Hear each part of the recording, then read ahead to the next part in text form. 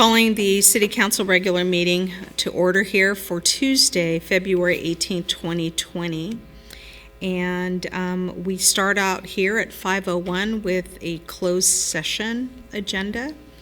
So, Madam City Clerk, will you call the roll? Councilmember Burke. Here. Councilmember Gama, absent for the record. Councilmember Rollins. Here. Mayor Pro Tem Munoz-Schnapp. Here. Mayor Hernandez is And- absent for the record. Absent for the record. Thank you so much. All right, so we'll start out with the general public comment, and we reserve 10 minutes on the agenda here for hearing comments on items not on the agenda. And so seeing nobody in the audience, then let's move on to closed session item. And Mr. City Attorney, will you announce the items that we have tonight? Thank you, Mayor Pro Tem Schnapp. Number one is conference with real property negotiators pursuant to Government Code Section 54956.8. The property is city-owned property located at 241 through 245 East Port Navy Road. Agents and negotiators are Andrew Salinas as interim city manager, Charles Green, myself, and Steve Kinney, our consultant, for the purposes of negotiating price terms and terms of payment. Closed session item number two is public employee selection process under Government Code Section 54957 and Government Code Section 35495.4.5. I believe that might be a wrong site. For the position of city manager, employment agreement, goals and expectations. Okay, and so then we will recess to close session, and we will reconvene at 6:30 for the regular city council meeting. Thank you. Kevin, your microphone Sweet. I'll make sure to turn it on. How about now? Yeah. Yeah, that's better. It's got a weird, middle position that cuts in and out. Yeah, right. Uh-huh. It's the operator. It was. Clearly operator. Clearly operator. Operator error.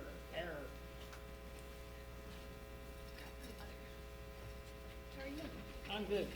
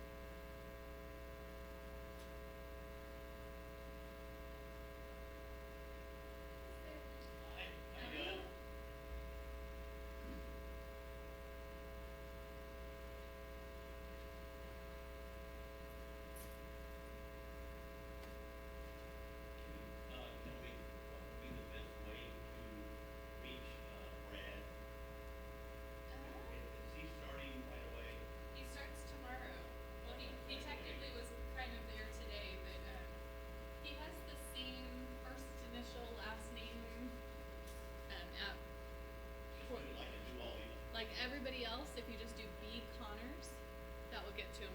Okay, thank you. Of course.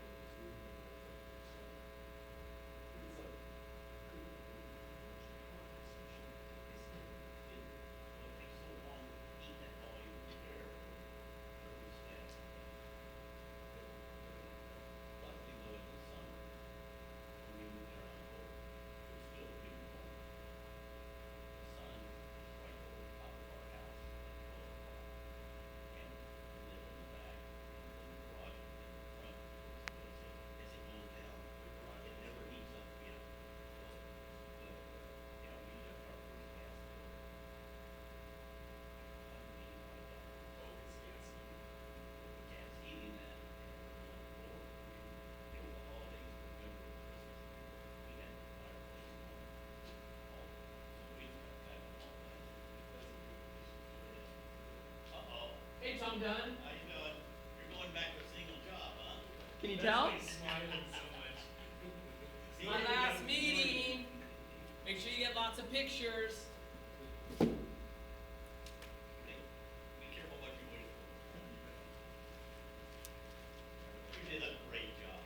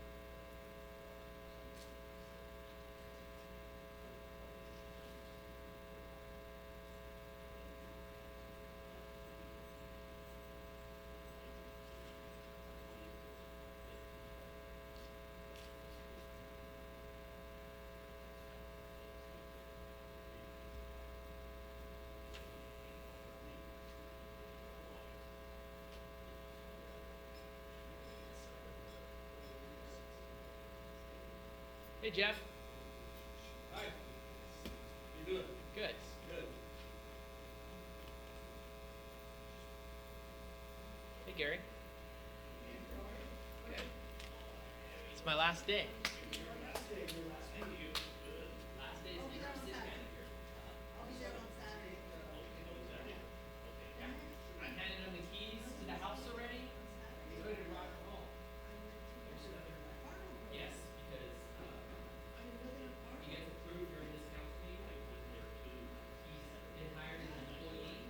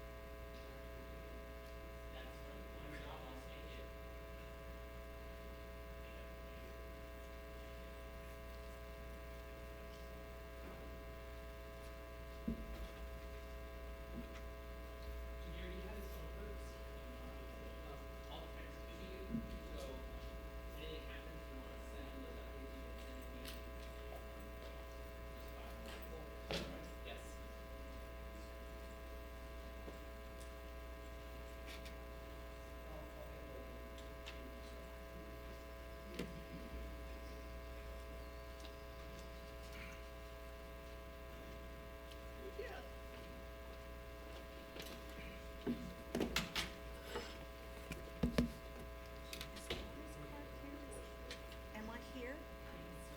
You switched me, you put me here? Okay.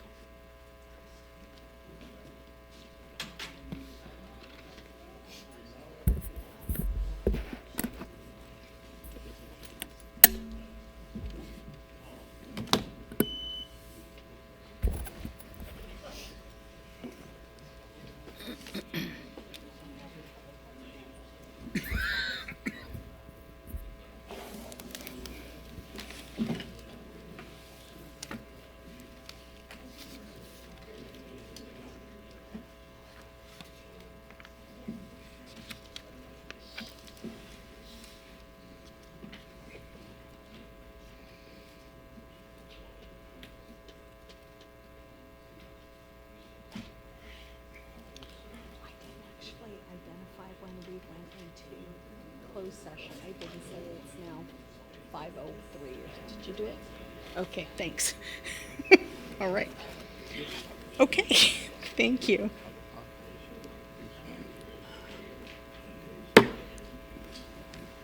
Good evening. We are then coming back out of closed session to begin the City Council regular meeting.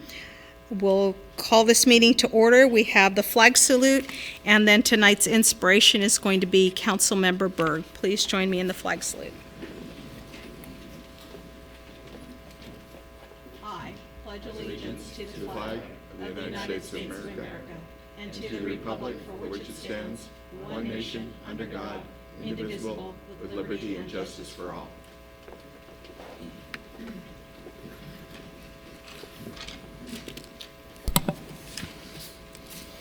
Now? Thank you and good evening. We've all heard the metaphor before, standing on the shoulders of giants. It's kind of a way to credit success to those who came before us and maybe showed us a pathway to success. Well, February, as we know, is African American Month in the United States. And, we could think of countless names. We could sit here for a week and name off all of these great black Americans who have been giants in our communities and whose shoulders that today's Americans stand on. So whether it be sports or politics, entertainment, academia, you name it, there's no aspect of American life that hasn't been improved upon by black Americans. Well, I'd like to share one with you that you may not know about. Her name is Irene Morgan. On July 16, 1944, 27-year-old Irene boarded a Greyhound bus in Gloucester County, Virginia, where she had been visiting her mother. She was returning to her home in Baltimore from Virginia. The bus was pretty empty when she boarded, but when it arrived in the town of Saluda, population 750, in Middle Essex County, a long line of people was waiting to board, and Irene was asked to relinquish her seat to a white passenger. Well, you can guess what happened. Irene refused to give up her seat, and the sheriff was summoned and a fight broke out, after which Irene was arrested, jailed, and charged with 1, resisting arrest, and 2, refusing to obey a Virginia law. Later, Irene said that she was going to bite the sheriff, but he looked dirty, so all she could do was claw and tear his clothes. She went after him, though. When she appeared at the Middle Essex County Courthouse in Saluda, she paid the $100 fine for resisting arrest, but she refused to pay the $10 fine for refusing to give up her seat. The NAACP took up the case, and Morgan versus Virginia made its way all the way to the Supreme Court, where a 36-year-old Thurgood Marshall represented her. The court ruled 7-1 in her favor, saying that interstate motor travel required a single uniform rule to promote and protect national travel.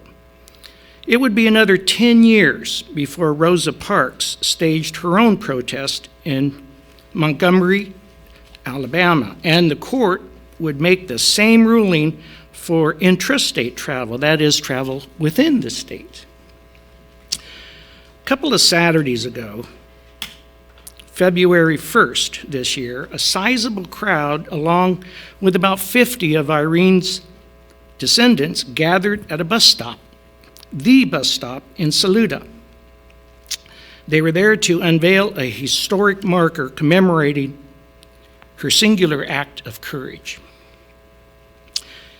Irene actually lived to be 100 years old. She outlived both Rosa and Thurgood.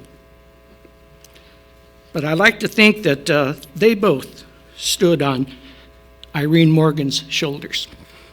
Thank you. Thank you. Very inspirational.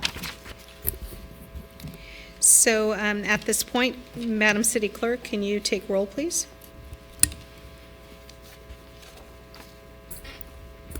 Councilmember Berg, Here. Councilmember Rollins, Here. Councilmember Gama, Mayor Pro Tem Munoz-Schnapp, Here. Mayor Hernandez is absent for the record. And Mayor Hernandez has an excused absence tonight. So we'll move through the agenda. We'll have City Council approval of the agenda for tonight.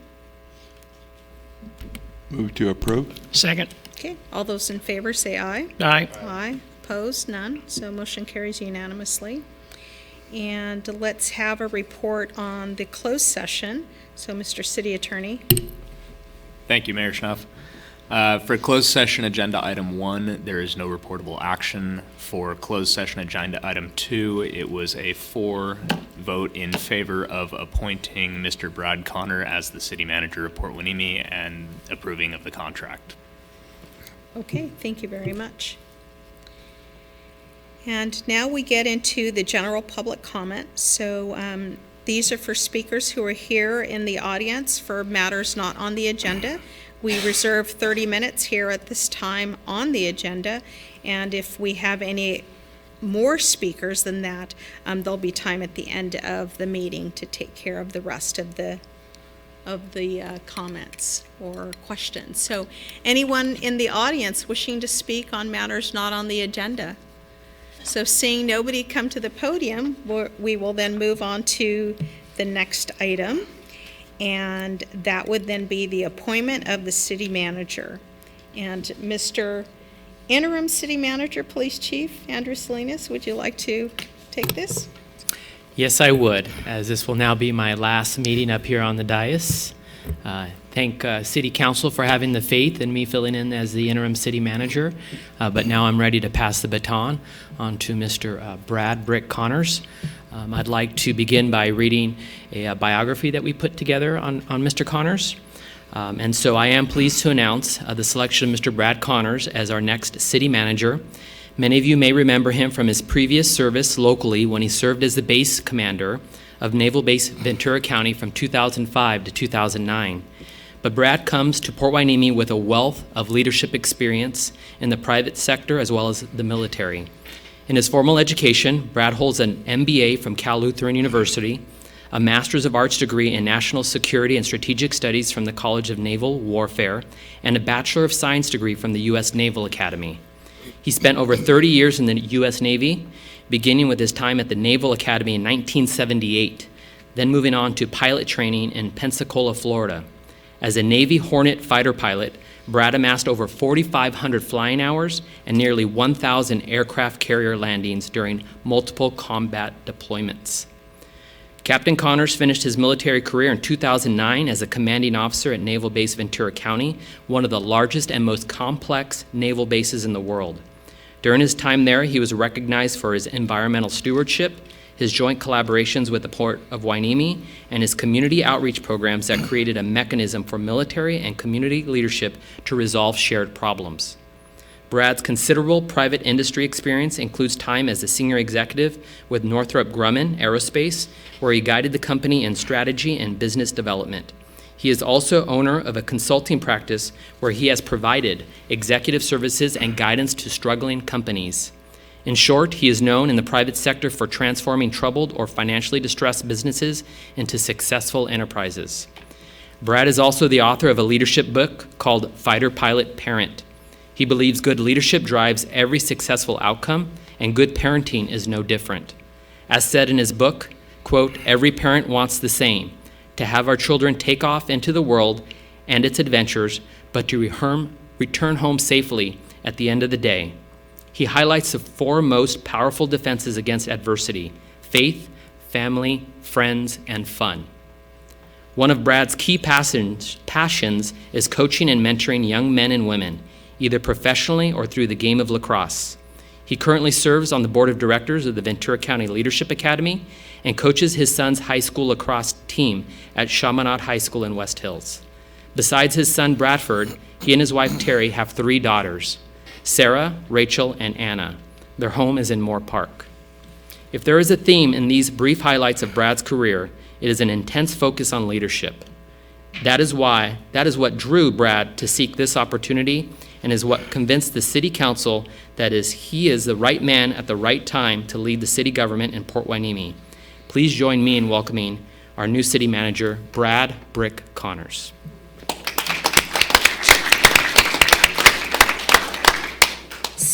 So at this point, we make it official, right? Yes, so we can make his contract official and then we can swear him in. So could we have a roll call vote then? Or we have to have we have to ask for a motion first So moved.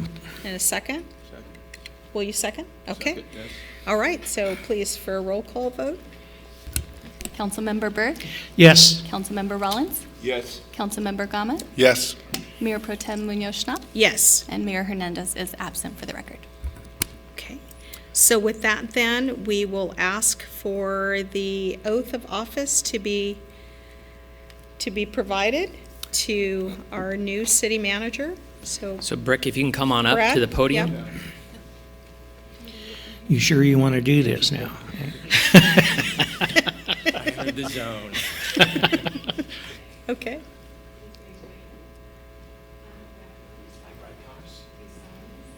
Do solemnly swear.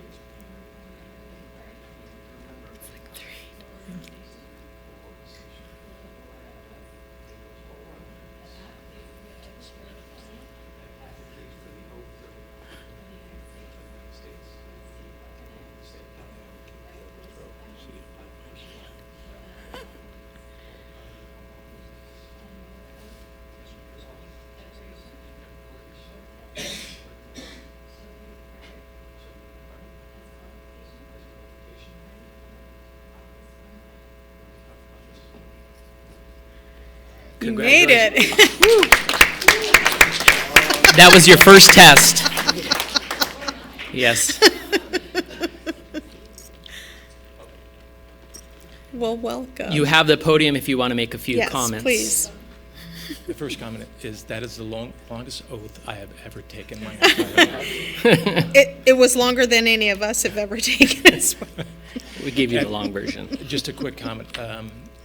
Today I showed up, and a series of very warm emotions came over me as I recalled the relationship that I enjoyed with the city and the port, with the military, and it really resonated that this is a great opportunity that I'm very thankful for, and I look forward to with excitement and moving this ship and this team forward.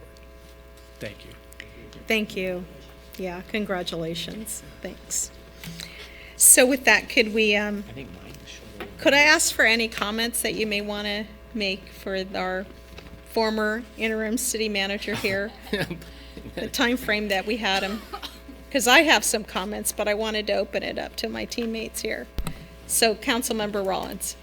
I just want to say, for a short time, this fella took it on very seriously, like he was going to be here for a long period of time, and for the short time, he was very good about following through and getting out and meeting the community, and really trying to be responsive to the, our various requests, whether good or bad. So thank you very much. Thank you, sir.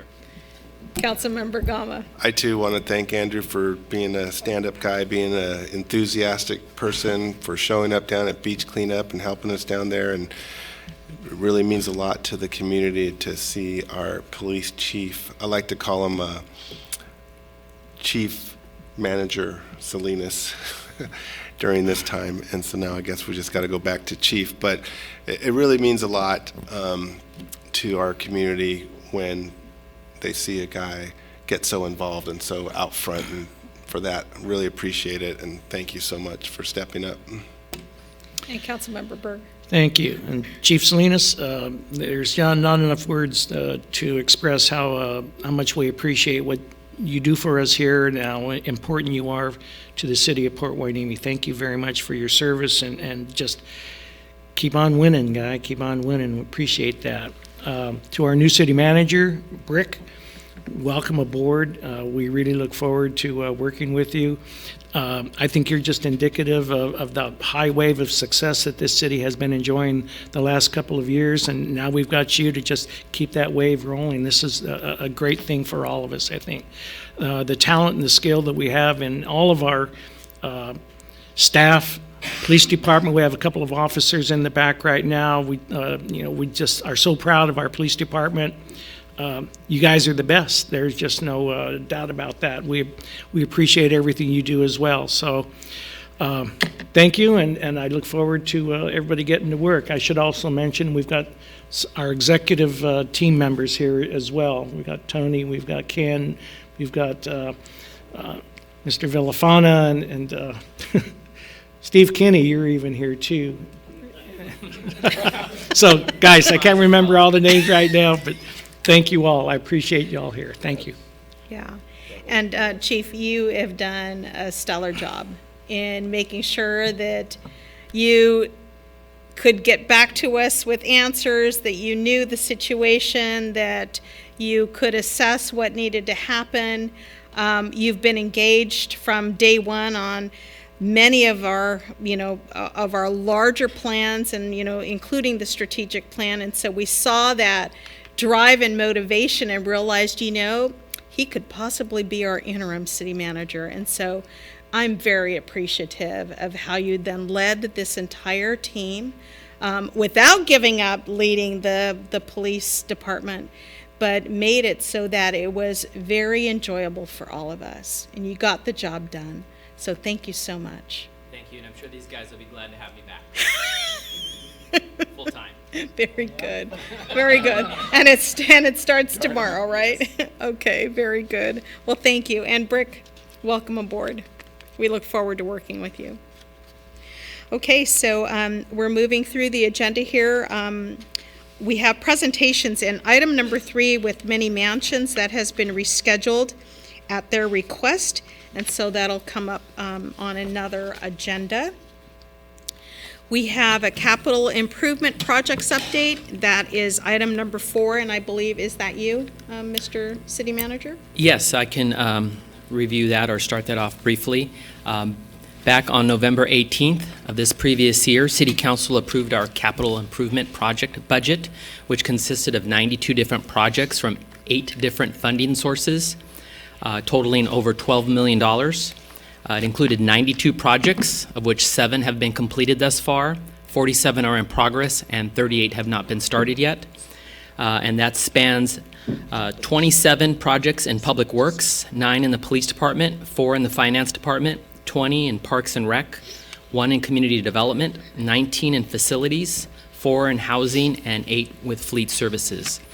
This request was made by Councilmember Rich Rollins, who asked us to come forth and provide council with an update on our capital improvement projects.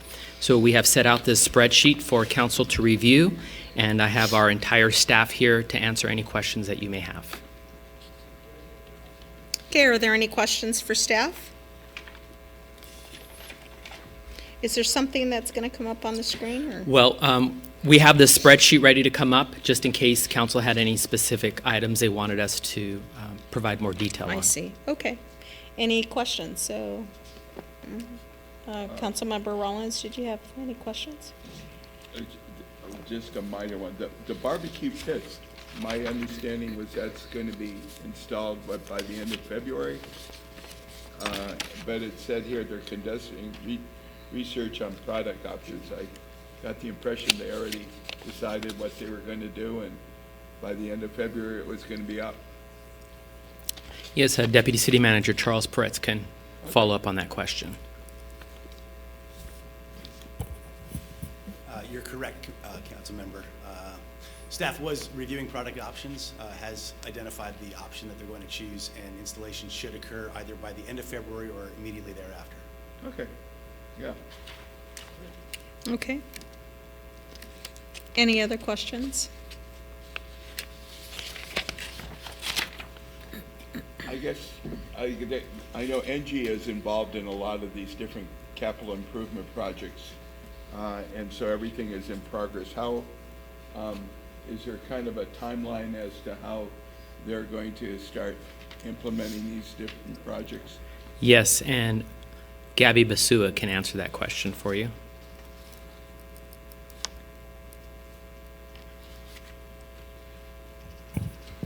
Good evening. We're going to have a schedule of work by the end of the week. We do have Angie Services here tomorrow with engineering doing the final specs. We do anticipate we're going to have them on site early April to start the projects. So when do you think would be a good time to report as to, like, since NG's integral to a lot of these different things, when would be the next project point to bring it back up? I can come back. I mean, when do you feel? Well, I'm going to have a pretty good estimate at the end of this week, so if you'd like a report mid-March, I can come back with what they're planning to do.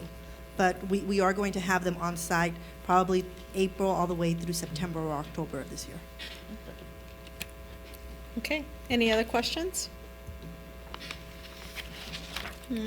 All right. So with that, it was just an update. No need for a vote or anything like that. Okay. I just want to thank, this is really well detailed out, all the different projects and the different status, so thanks to staff to develop it. I know it looks very simple, but I know it took a lot of time to put into it, so. So maybe we could just keep the same grid and continue to report as things Absolutely. get finished and underway. And we can thank Deputy City Manager Charles Peretz for helping us put this together. Very nice. Thank you. It was well laid out.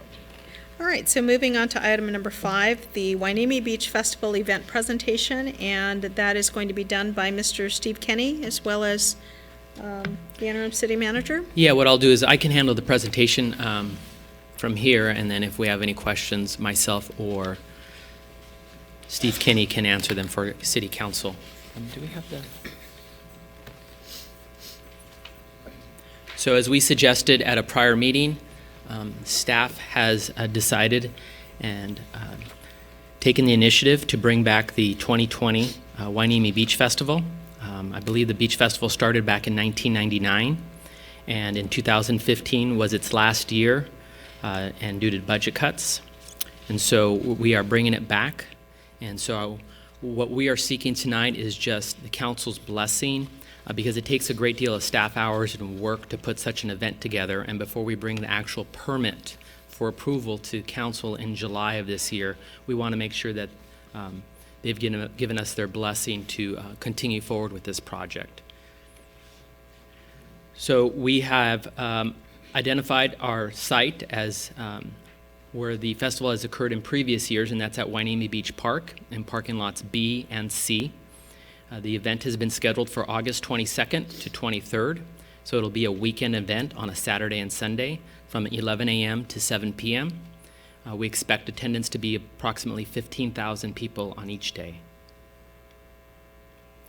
We have contracted with the services of Surly Creative. This is the same organization that helps put together the California Strawberry Festival, the Salsa Festival, as well as the Banana Festival at the port. We have put together a committee of myself, Steve Kinney, Anna Hanley, Yvonne Gonzalez, Charles Cable, Donna Breeze, and Sandy Montes. Sandy is one of the people that helped the California Strawberry Festival with their event, and she's also a Hueneme resident. So this year's Hueneme Beach Festival will include live entertainment, a sandcastle building contest, a sidewalk chalk art contest, a surfing contest, our VIP lagoon, arts and crafts festival, children's playland, food and drink, and a cannabis cove. And to expand a little bit on that cannabis cove, there won't be cannabis there necessarily. It'll be a 21 and over location for our cannabis dispensaries, simply to pass out information. Some of the major sponsors thus far include the Port through the Community Benefit Fund. To refresh the council's recollection, back in 2017, they allocated $25,000 for the Hueneme Beach Festival to be set aside. The From the Earth Foundation has agreed to pay for the entertainment and stage up to $40,000. Safeport has agreed to sponsor the surfing competition and is coming in at a gold sponsor, which is $10,000. HPC is going to sponsor the sidewalk chalk art contest. That's actually backwards there. They got back to us today, and that's another $10,000 sponsor, along with Freedom First Association, which has also committed another $10,000. So right out of the gate, we have roughly nearly $100,000 so far in sponsorship money, along with Reach obviously being one of the sponsors. This is what it'll look like in parking lot B and parking lot C, and also along Ocean View Drive. That's what it actually looks like when we put up all the fencing in the event itself. And then this is how it's going to be broken down with the entertainment stage, the main entrance, the VIP lagoon, the arts and crafts island, which is there along Ocean View Drive, and our children's playland in parking lot C. And so that's it. If council has any questions, we'll be coming back before council in July to actually apply for the special use permit that is necessary for this type of event. All right, thank you. So are there any questions for staff?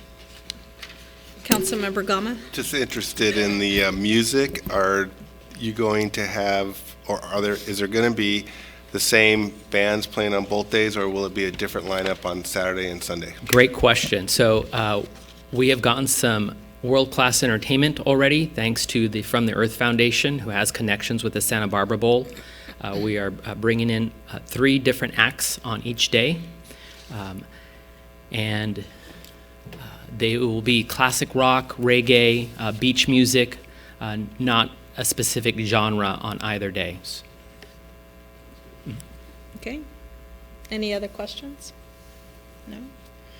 All right. Well, All right. I'm looking forward to it. This is wonderful news, and thanks so much for raising that amount of money early on. That shows that we have the community support really to put this entire package together. And Reach has been a big part of getting this started and off the ground as our nonprofit arm. Very good. Councilmember Yeah, I Rollins. just have one, and it may not have been tied into this one. I know that there was a plan to do some form of a race. Was this going to be a 5 or 10K race? Is this separate from that at a different time? So- Or is part of this all? Emerald Perspective is putting together a 5 and 10K race in early August. That'll be at the beach, and it's not necessarily tied to the Hueneme Beach Festival. We will use it as a introductory event to the Hueneme Beach Festival to get more people there, but that might be what you're talking about. All right. Thank you Okay. very much. Thanks for this wonderful report. So, yeah, thank you. Steve, did you have anything else to add to it?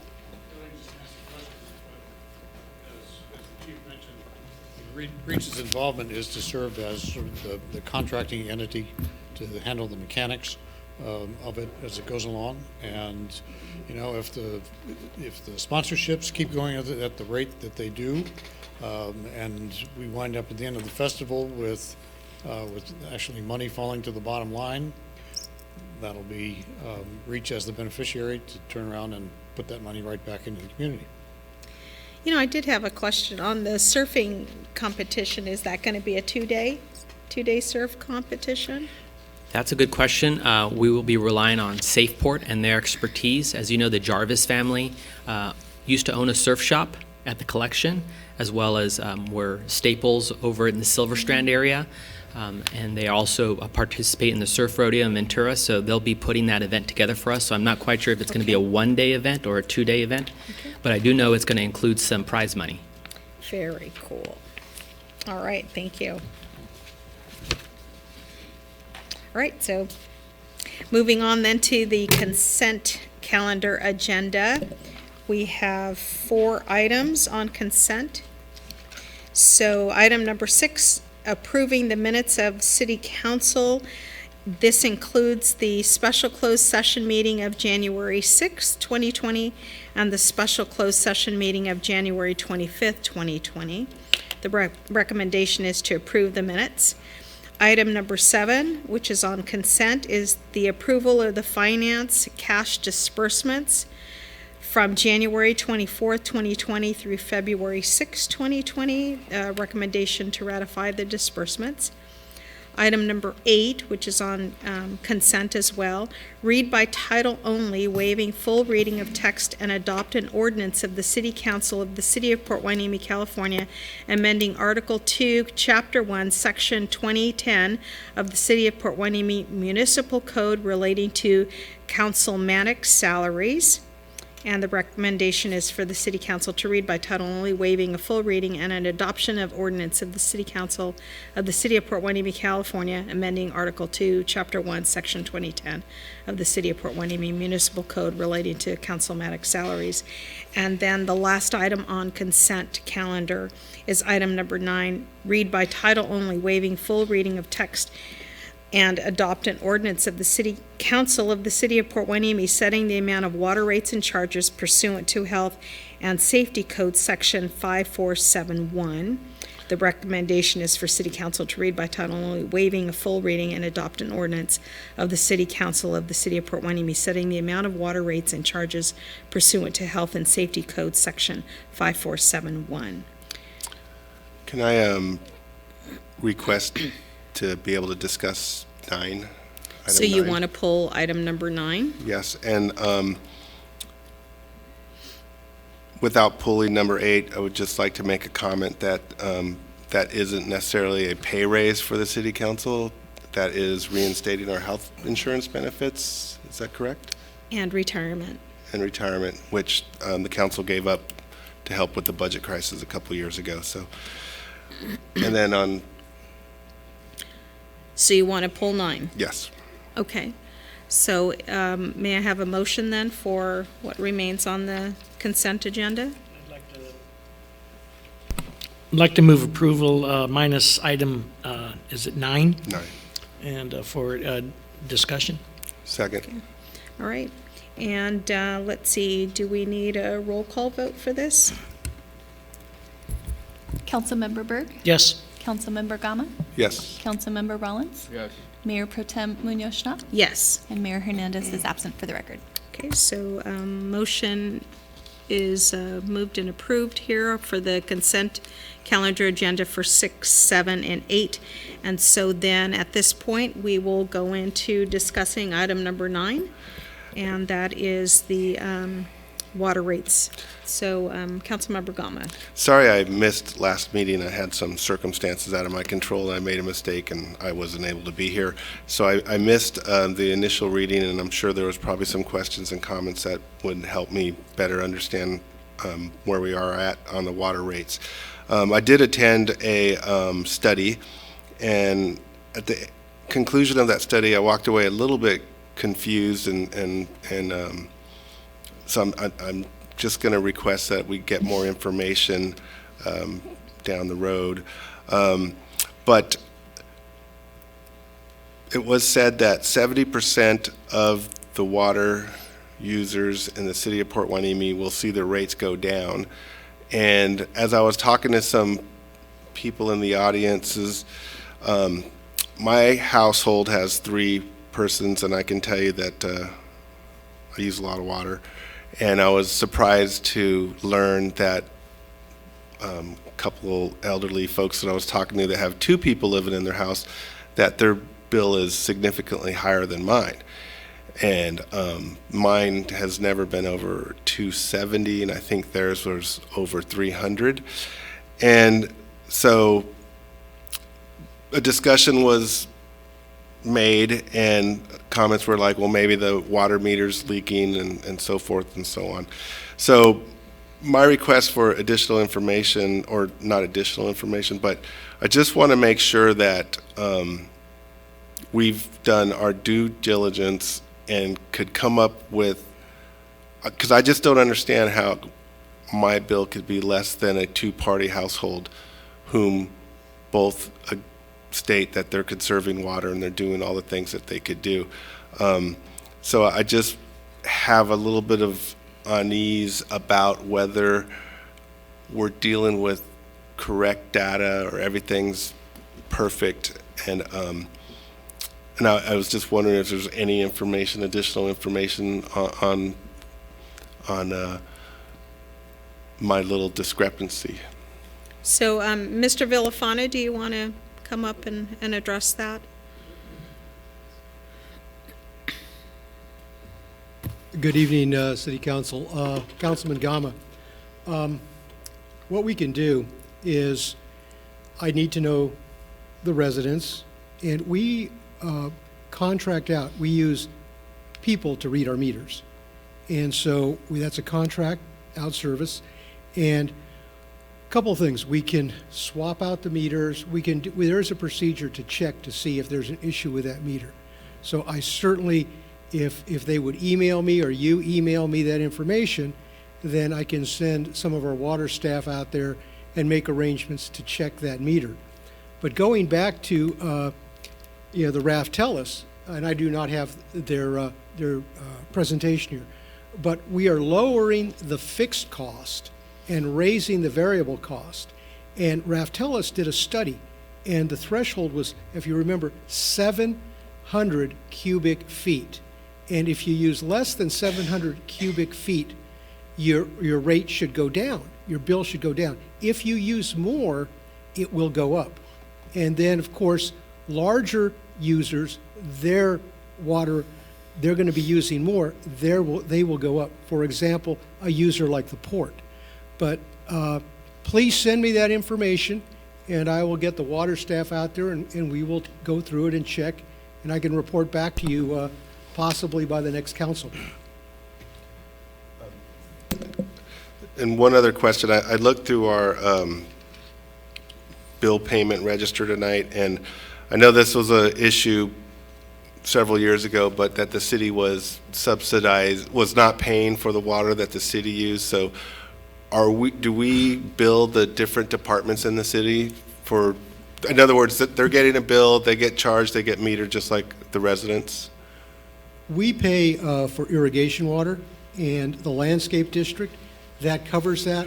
You go back to the assessments, and yes, you are correct. Many years ago, the city was not paying for the water that was being used for landscaping. In the last several years, the previous council directed me to do a better analysis of that. So we did a better analysis. We came back and presented on the assessment districts, and we showed how we were capturing those costs. So yes, and then through the general cost allocation, and I think Mr. McDonald may be able to speak to that if they are bill directed. So we are capturing those costs, and we are paying the fair share. Okay, just trying to get clarification for myself. So we have the museum gets a bill just like a resident would get a bill. City Hall gets a bill. Surfside Seafood gets a bill. I would have to defer to Is that Mr. correct? McDonald. Whereas 10 years ago they did. Okay, so just want to be clear that that can't be a part of whatever rate issues that I'm talking about with people of two-party homes versus three-party. Yeah, it's based on Consumption. consumption.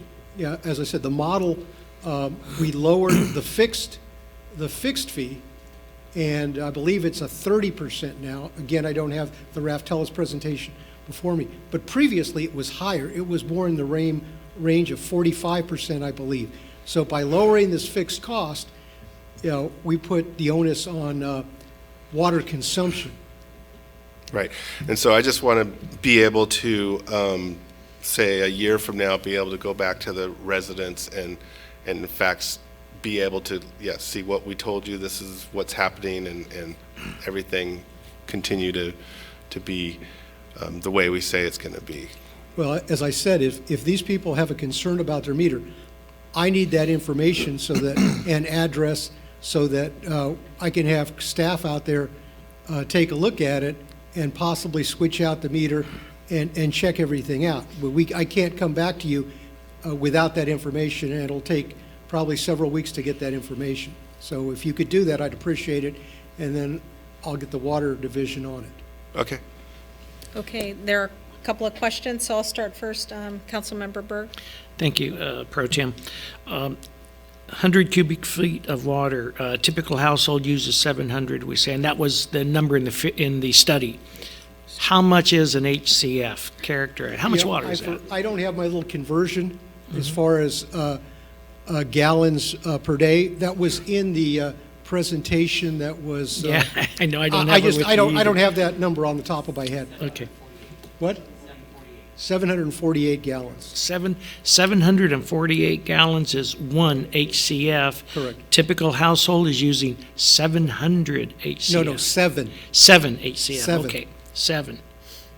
Okay, So yeah, it'd be approximately 5,600 gallons a month. a month. If you've got 750 per acre foot and you're doing 7, so 7 times 7 is 49, so somewhere in that ballpark, 4,900 gallons.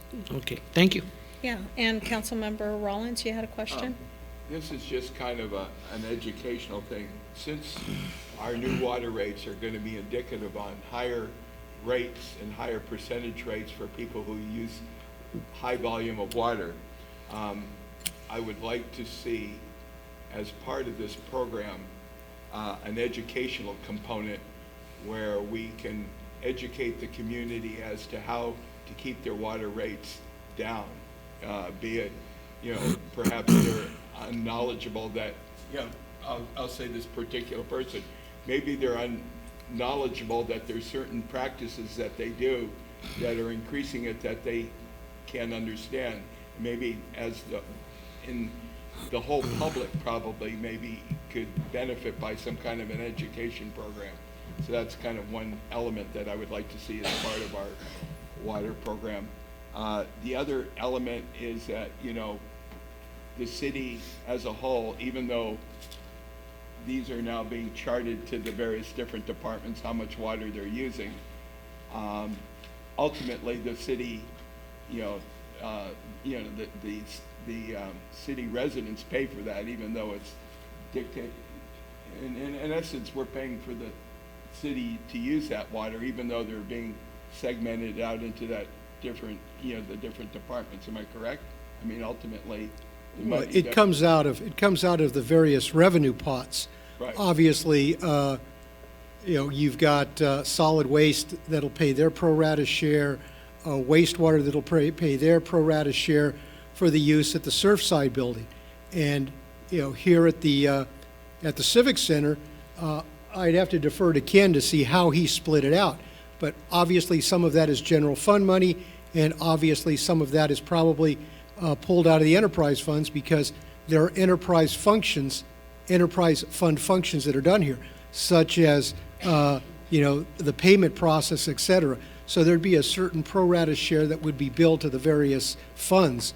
And again, I defer that to Ken. But so it's all part of the operating cost of the city. So if you want to say the citizens pay for it, well, they pay for, through their taxes, they pay for the operating costs of the city.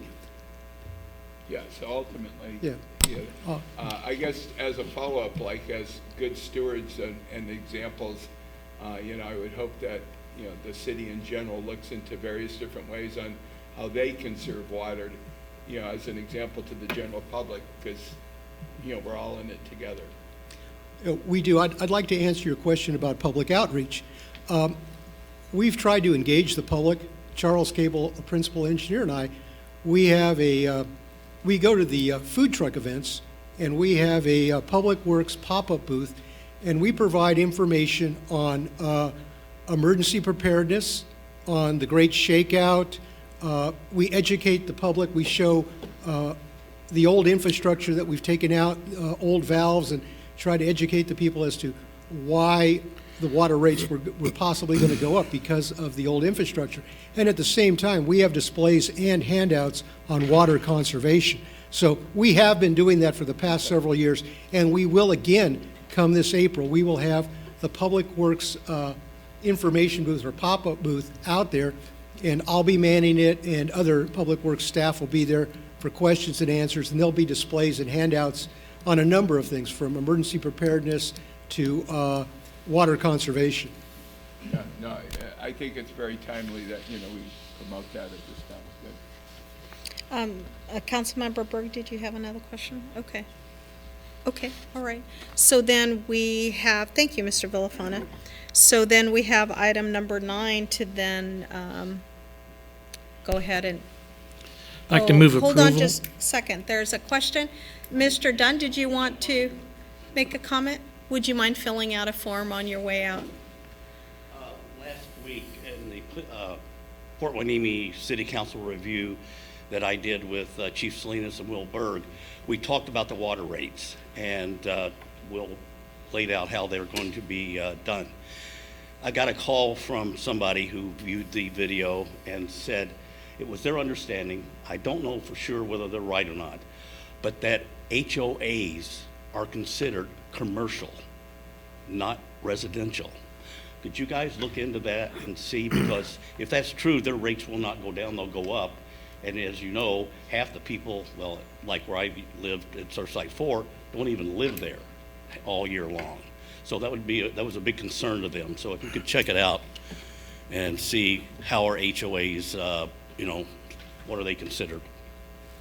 Okay, all right, thank you. Nobody knows Yeah, for thanks sure. for, well, let's, I'm going to defer to the Madam interim Pro city Tem. manager. And Tom, we're going to have to get back to you on that because I don't have the answer right off the top of my head. And we can ask Ref Tellis and see if we can get you an answer Okay, at that's the all. next meeting. That's all. Madam Yeah. Pro Tem. Yes, Yeah, Councilmember. within the presentations and the studies that Ref Tellis had done for us over the last 2 years, it all depends, I believe, and perhaps Mr. Villafana can confirm this, depends on the meters. If every home has a meter, I live in an HOA, for example, but every home is metered. Right. So we pay our water bill. If it's not, and an HOA only has 1 meter going into the entire complex, then you're right. They have to publicize within their own community, cut back on water use. I think in most HOAs, for example, the landscaping has 1 meter, maybe several, but it all goes into one section. Yes. The homeowners, are they commercial also, like the landscaping could possibly be? That's what we're not sure of. Are they going to be, no matter how they conserve, if they have to pay the higher rate? It's just something to look into. Yes, Rich? I know under my understanding. Councilmember Rollins. Yeah, I'm sorry. That's okay. Under my understanding, and I'm a member of the HOA, my backyard, any kind of landscaping or water usage, I pay for on my individual meter. Any water usage that I use inside the house, I pay for on my water meter. The outside landscaping, though, The front. the front landscaping is done by the HOA, and we pay a rate, but and the HOA pays for that. So that would be something very interesting, whether that's being charged as a commercial rate. One thing Will mentioned that I'm concerned about is the type of meter that was put in. Maybe if it was put in 10 years ago, it was a commercial one because of whatever. But if it's not, if it's residential, then that would be fine. Okay. I'm glad we're having this conversation because now one possible reason is that I live for a HOA, and I'm told that our biggest expense for our HOA is water, and the front yard is metered through the HOA, I believe. Our president's over there. So perhaps maybe that is the reason why my bill is less than a two-party residential home, because the front yard is being, well, I'm still paying for it, but it's being metered differently. Whereas individuals living over here in Park Avenue and Fifth Street, and they're not a HOA, and their infrastructure is older. And then the question is, do they have the same meter as the rest of us? Because I know the meters were installed a couple years ago, not even 10 years ago, I believe. So I just think we owe it to the public to make sure that whatever information we're putting out there is accurate, and that we monitor it as we move forward. And like I said, I was absent last week, so I missed the benefit of the meeting. So thank you. Yeah, so we'll have the city manager take a look at getting some answers back on Mr. Dunn's question. So here we are with item number 9. Is there a motion? I'd like to move we approve item number 9, and contingent also upon that we would get the more information on number of HOAs that perhaps have only 1 meter, et cetera, and get that information out. Hold on just a second. Can it be a contingent? I'm not so sure. Maybe I shouldn't use the word contingent on. Yeah, today's the second reading, so Today's it's the just second that reading, action. so I'm ready to move approval. However, staff is being asked to provide some additional information. Yeah, so we can get that information to you by the next meeting. Thank Yeah, you. okay. All right, so there's a motion to approve item number 9. Is there a second? I'll second. Okay. So, Madam City Clerk, do you want to do a roll call? Councilmember Berg, Yes. Councilmember Rollins, Yes. Councilmember Gama, Yes. Mayor Pro Tem Munoz-Schnapp, Yes. and Mayor Hernandez is absent. Okay, so item is approved here. Let's go into public hearings. So we are at item number 10, an ordinance relating to prohibiting camping, sleeping, cooking, wheeled vehicles, and storage of personal property at the beach, wharf, or pier. The hearing is now open at 7:22 p.m. Do any members of the council have any conflicts to disclose? No? Let's see, Madam Clerk, do you have proof of publication as required by law? Yes, ma'am. Okay. And do we have a complete file of reports and exhibits? Yes, we do. Okay. And then will staff please present the report? So is this you, Mr. City Manager? Yes, so I'm going to Okay. begin this public hearing by providing City Council with a background on how we got here, and have decided to include enacting certain ordinances along Hueneme Beach as part of our solution. This was given in an early presentation back in September of this past year. As you can see, this is what Ormond Beach looked like in October of 2018 before we approached the city of Oxnard about creating solutions and addressing this issue. By July of 2019, it had nearly quadrupled in size in terms of the homeless population now using Ormond Beach to set up their encampments. As many of you know, it created a health hazard and created a number of issues along this stretch, as well as interfering with some of the endangered birds that nest out there every spring season. So this is what it looked like last year around this time. You can see several of the encampments along this stretch. Here's another view, and there was upwards of 40 encampments along this stretch of beach, which started at the Hueneme border and ran for about a mile down towards the Mugu Naval Base. And as you can see, this is a drone picture directly above, and you can just see just how much trash has been brought in such a short period of time. And one of the common themes you'll see in several of these encampments are bicycles and strollers and these wheeled devices that were used to actually bring out this amount of trash. So by September of 2019, and due to some of the more recent cleanups, we were able to clear out this area thanks to the Surfriders Foundation, many of the cleanups sponsored by the city of Port Hueneme that were headed by council members Gama and Hernandez. And so as you can see, this area by this past year had been cleaned up. And so what I wanted to show you here in these pictures is the type of items that had actually been taken out there. You can see full-size headboards, base cabinets that had actually been hiked out there. And the only way to get this type of property out there is to actually take it out on a bicycle or a carriage type device. And so we wanted to prevent that from happening again. As you can see, here's another view of just the type of material that had been taken out there to the beach. Here are these bicycles that I was talking about.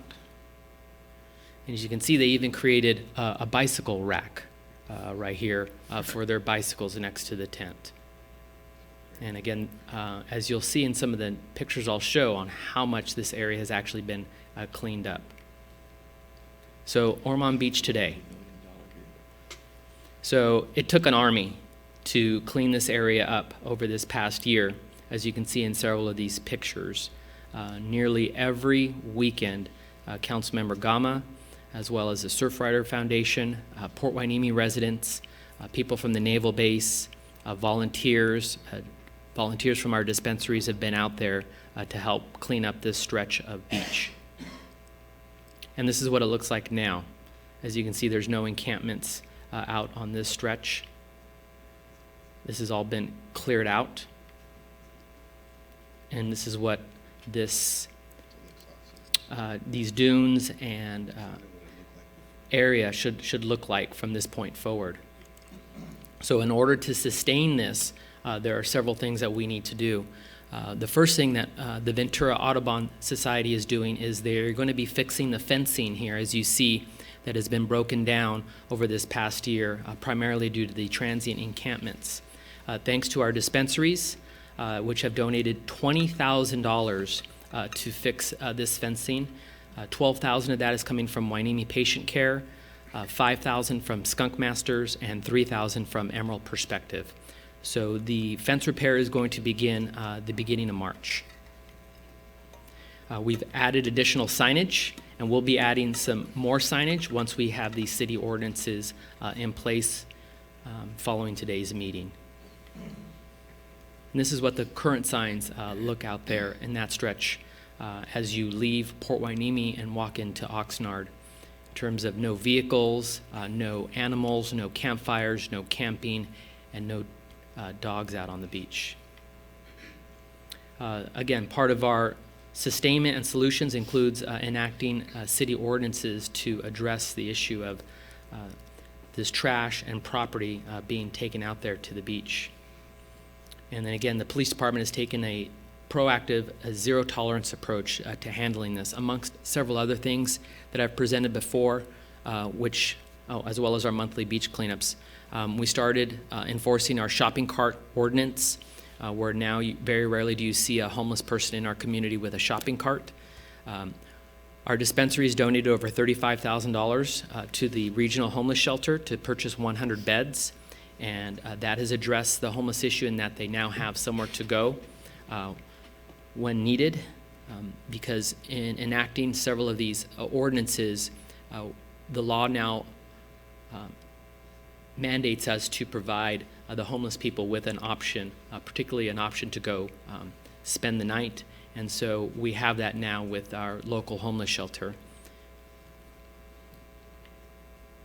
So this kind of just shows you all of the shopping carts that we have taken over the past few months.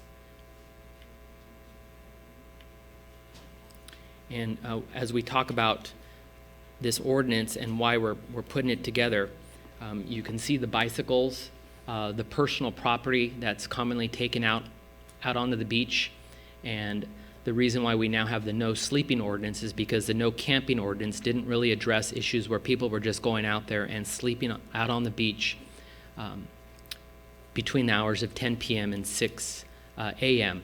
It also becomes a safety hazard because the police department operates vehicles out on the beach late at night, and as you know, the beach is not illuminated with any type of lights. Again, here's another example of some of the issues that we're dealing with the no sleeping on the beach. We actually have people sleeping within the rocks in the revetment out there by the lighthouse. And so now this new city ordinance that we're proposing actually addresses this issue. And as you can see on the picture on the left, you have this gentleman with his bicycle, but it's just loaded down on a carriage and another wheeled device to actually carry property on it. So our new city ordinances include no bicycles or wheeled transport devices out on the sand, which is really any part of the beach north of the paved walkway or on the seaside of the paved walkway. So this doesn't necessarily prohibit bicycles out on the bike paths, it just prohibits bicycles out on the sand. So people can still enjoy riding their bicycles out on the beach. And we've also, just recently, Public Works installed 2 bicycle racks. So anyone walking out to the beach or riding their bikes to the beach can still lock them up at the pier and then enjoy the sand. There's now no sleeping on the beach between the hours of 10 p.m. and 6 a.m. There's no storing of personal property. And we've refined some of our other ordinances, which include no cooking at Hueneme Beach except in designated barbecue areas, as well as no camping on the beach. And these are a picture of the 2 bicycle racks that were recently installed by Public Works, so people can safely lock up their bicycles if they decide to ride their bicycles to the beach and now don't have to actually walk them out onto the sand in order to enjoy the beach. So with that, I'm going to have our City Attorney, Kevin Spalding, review the city ordinance with City Council. Thank you, Chief Manager Salinas. That's it. So as the council has been informed quite eloquently by Chief Salinas, this ordinance really, what it does is it's a restatement and a refinement, if you will, of the city's existing beach, pier, and wharf ordinances found within Article 4, Chapter 3 of the Municipal Code. Section 4201 was amended to include comprehensive definitions by what we mean by the beach, where the beach park is located, giving definitive boundaries so that anyone found sleeping or camping on the beach is well aware of what those boundaries are. Additionally, camping or camp equipment is defined, cooking is defined, all of these terms, camp facilities, camp paraphernalia, personal effects, personal property. These things are all defined through the ordinance, and there's several references back to other provisions of Port Hueneme's municipal code, such as how city deals with abandoned personal property or improperly stored personal property. Usually goes through a posting of a 24-hour notice and the kind of due process that disallows a city from just destroying property at will. We're required to hold it for 30 days. And so this ensures that there's not significant overreach and that due process rights are being observed with respect to personal property. And once again, there was particular emphasis on sleeping at the beach park between the hours of 10 p.m. and 6 a.m. One of the reasons for this is there are several incidents locally, I'm sure you're all aware. Zuma Beach comes to mind where somebody's hit by a lifeguard vehicle sleeping on the beach. It tends not to be, it tends to be a very unfortunate thing that happens on our beaches. And given the fact that there are several law enforcement agencies with authority over the beach, the California Coastal Commission, and there's authorized use of government vehicles on the beach, anybody sleeping between the hours of 10 p.m. and 6 a.m. would be very difficult to see. Furthermore, it's unlawful for any person to ride, push, pull, or otherwise transport any wheeled vehicle designed for human conveyance on any unpaved areas at the beach. There is a specific exemption for any vehicles designed and used to assist handicapped or disabled persons with mobility. And then, of course, I've already referenced the removal and storage of personal property. In addition, this chapter would be enforced pursuant to Section 4003 of the city's municipal code, which provides a pretty broad array of enforcement actions from administrative citations to misdemeanor prosecutions. And with that, does the council have any? Regarding Yes, this, Councilmember Rollins. I'm sorry, regarding the storing of the property, am I clear? I think you said somebody who leaves their stuff there can leave it there for 24 hours before it's taken away, or is there a shorter time period that they can leave their stuff at there? There can be a shorter time period. What the law requires is that if property is taken, that we have to post notice for 24 hours so that somebody, upon returning, realizing that their property is now missing, would know to contact the city, would know that their property has been taken for safekeeping, and then there are procedures that they could employ in order to get that property back. It's not like the city can just take your property and throw it away. So they can, is there a time period that we will store it before, in fact, we get rid of it? Yes, and my understanding is that that time period pursuant to the municipal code is 30 days, 30 and also days, in accordance okay. with state law. Councilmember Goma. So just make sure I understand this correctly. If we see a person with a stroller which is loaded with all kinds of stuff and it's out on the beach, that's not going to be permitted? That is not going to be permitted anymore. Okay. And during holiday season, 4th of July, a number of people may be, because of there's only so many barbecue pits, some people may bring their own barbecue. I have. Bring your own barbecue pit, so I just think that might cause a little bit of an issue. So as long as it's within a barbecuing device, what we're trying to prevent is people having their own bonfire or setting up their own campfire or cooking facility out on the sand. Okay. As in one of the pictures there, you actually saw someone took some cinder blocks and a shopping cart grate and set it up in the sand. Yeah, so those are the types of things that we're trying to prevent. Yeah, we've seen it all out there. So, as you know, we are making great progress, and we keep going deeper into the city of Oxnard. And this weekend, we're sitting there. We filled up 2 dumpsters, as you know, and we could see 50 to 100 people camping in the corner of the Land Trust and the Helico site. I mean, it looks like they've reconstituted there. And so my question is, are we going to get more cooperation from the city of Oxnard? Because I keep hearing that they can't force these people off private property, I think is what they're saying. Yes, that's the stance they're taking right now. We're hoping that the city of Oxnard now follows suit with our new city ordinances and actually enacts their own city ordinances so we can address that along the Ormond Beach area, which is in the Oxnard jurisdiction, such as the no sleeping on the beach, as well as no taking of personal property or storing personal property out at Ormond Beach. So we're hoping that they follow suit.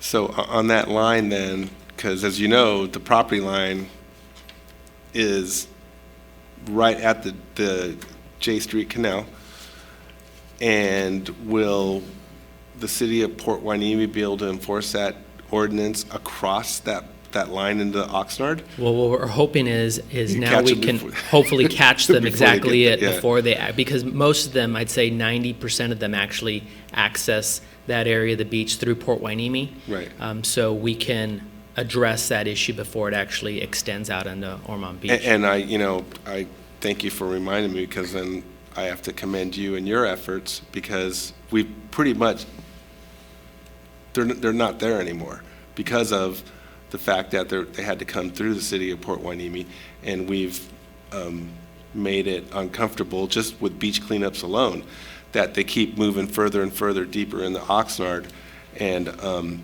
it's still causing the city of Hueneme some problems, but not the level of problems that we saw. So I think we've been very successful with that portion of it, but then it just brings me right back to what can we get out of the city of Oxnard? Because once they figure out that, as long as they stay on the Oxnard side of things, which kind of seems like what they've already figured out, because we don't have that jurisdiction, and so we're kind of rocking a hard spot. So we've still been sending officers out there to kind of get them to move along the way and not set up But yeah, that's one of our struggles right now, is to try and get Oxnard on board more actively and more readily in that area. Thank you. Yeah, Councilmember Berg, do you have any questions, comments? Councilmember Rollins, you had anything else? So, I get why they're prohibiting sleeping from 10 p.m. to 6 a.m. Now, the period of from 6 a.m. till 10 p.m., you're able to sleep on our beaches? Anybody? Anybody, right. So you can go out there and sunbathe and still hang out and lie out at the beach.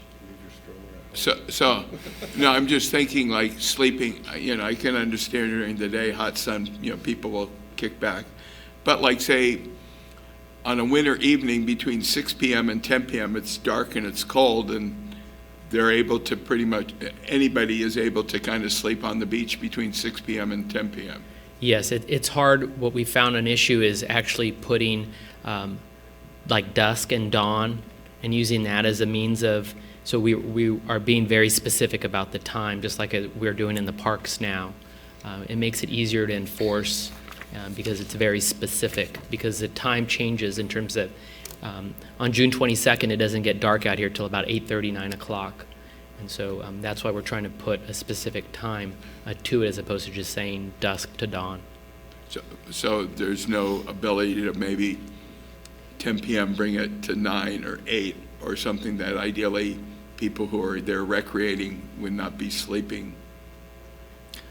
Unfortunately, ambiguity tends to render laws unenforceable. And so picking a date certain or a time certain is far easier than dusk till dawn. If I end up in court, let's say, in a misdemeanor prosecution, what is dusk? When does dusk occur? And then having a variable time becomes difficult based on how to articulate that in words. No, I'm not even suggesting a variable time. I'm saying like 8 o'clock.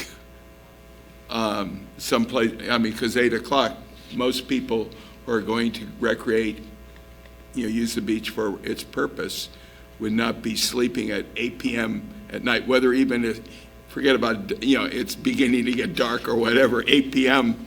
or something like that. Is there a way to be more specific and extend that or bring it back to 8 p.m.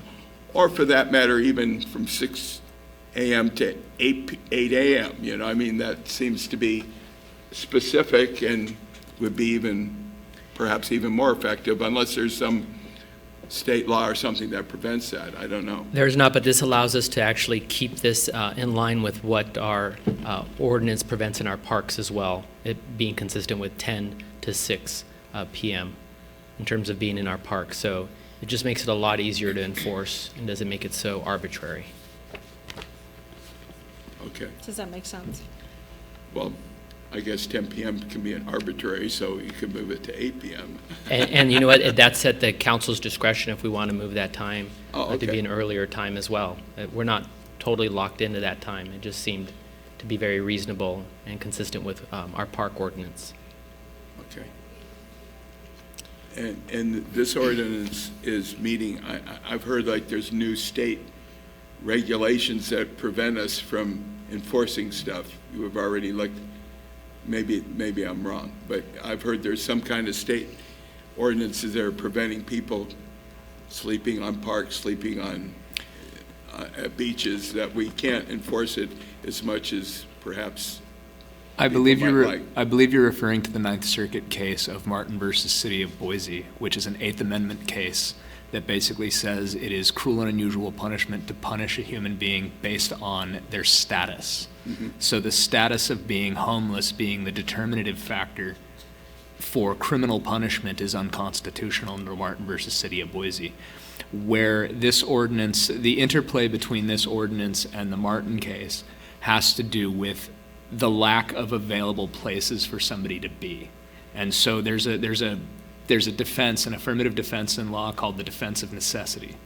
I'm required to be somewhere to sleep. If you don't provide me another alternative place for me to be, you cannot arrest me based on my status in a city park.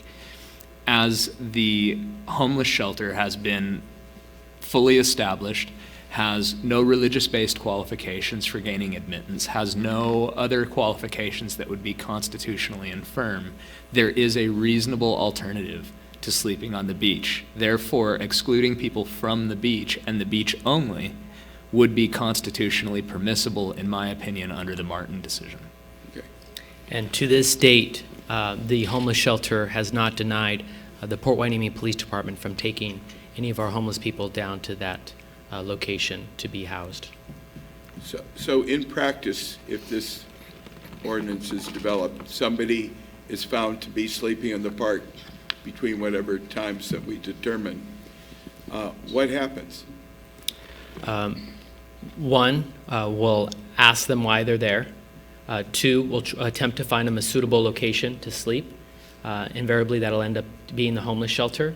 And if the homeless shelter is not available, we will not be allowed to cite them for that city ordinance.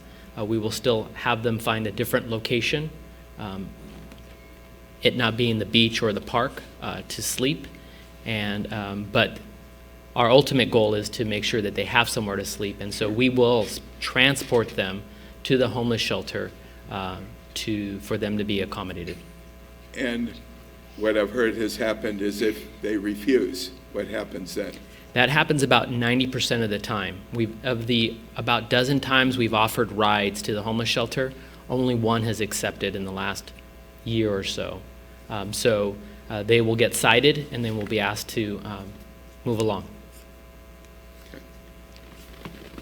Okay, any other questions? All right, so then at this time, we ask for anyone in the audience that wishes to address the council on this matter to please come forward. Yes, Mr. Dunn, would you like to come up to the podium? And, yeah, remember that card. Thank you. Two things about this proposal that is before you. The cannabis people who are donating the money, I started talking to them back in December about it when the Audubon Society was in a pinch, and they got in touch with everybody, and I'm really thankful they have come up with the money in time to get the fence up and protect the birds. One thing that I talked to the Friends of Ormond Beach, the Audubon Society, and the Surf Rider was if they participated in providing money for the fencing and everything, that would they allow the cannabis people to be able to put in any promotional material that they put out in the community, and some of the signs that will go up on the fence talking about the birds, or here's what you can and cannot do, would say provided by the cannabis companies. And at first they were a little hesitant, then they looked into it and they agreed to let them do that. So I think that's a wonderful payback for the way that they're working with our communities. And as you said, it's right on the border and it pertains to both of us. So also you mentioned that we need communication between Oxnard and Port Hueneme to work on all these things we have going on down there. The 1st of January, I started up Oxnard Voice, which is a digital newspaper like we have here, Hueneme Voice. And part of the idea was to create communication because we have so many intertangible things going on between our cities.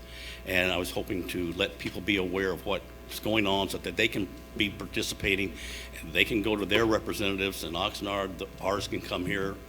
And I'm going to have a meeting scheduled with the city manager of Oxnard and a couple council people just to alert them to, hey, here's what's available, and set up some communication channels that we can have better communication and help solve these problems a lot quicker than what has happened. So that's what's been going on in the background, and all your hard work, Stephen, and everybody, it's amazing. And the other thing that's amazing is how much stuff is still out there that needs to be cleaned up. What have we gotten, Stephen? 5–10% of it, maybe? No, I think we're getting there. Getting there? Okay. But there's still a lot, and again, it seems to be floating over from that section where they're all holed up in the corner. But you know, we've done a very good job of cleaning it up, but, you know, we need cooperation from our neighbor, definitely. You did mention that there was some concern about some of the property down there was privately owned. The Nature Conservatory owned that, part of it. I mean, there's 4 or 5 different entities that own that land.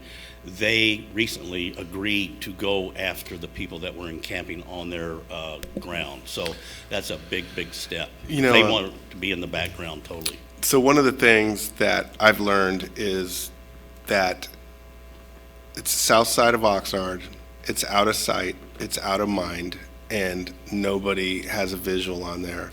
And as we bring more people out there and they realize what a special place it is, and we're cleaning it up, if we, you know, if we could have a presence, a genuine presence, and again, but this is going to have to come from the city of Oxnard on Perkins Road.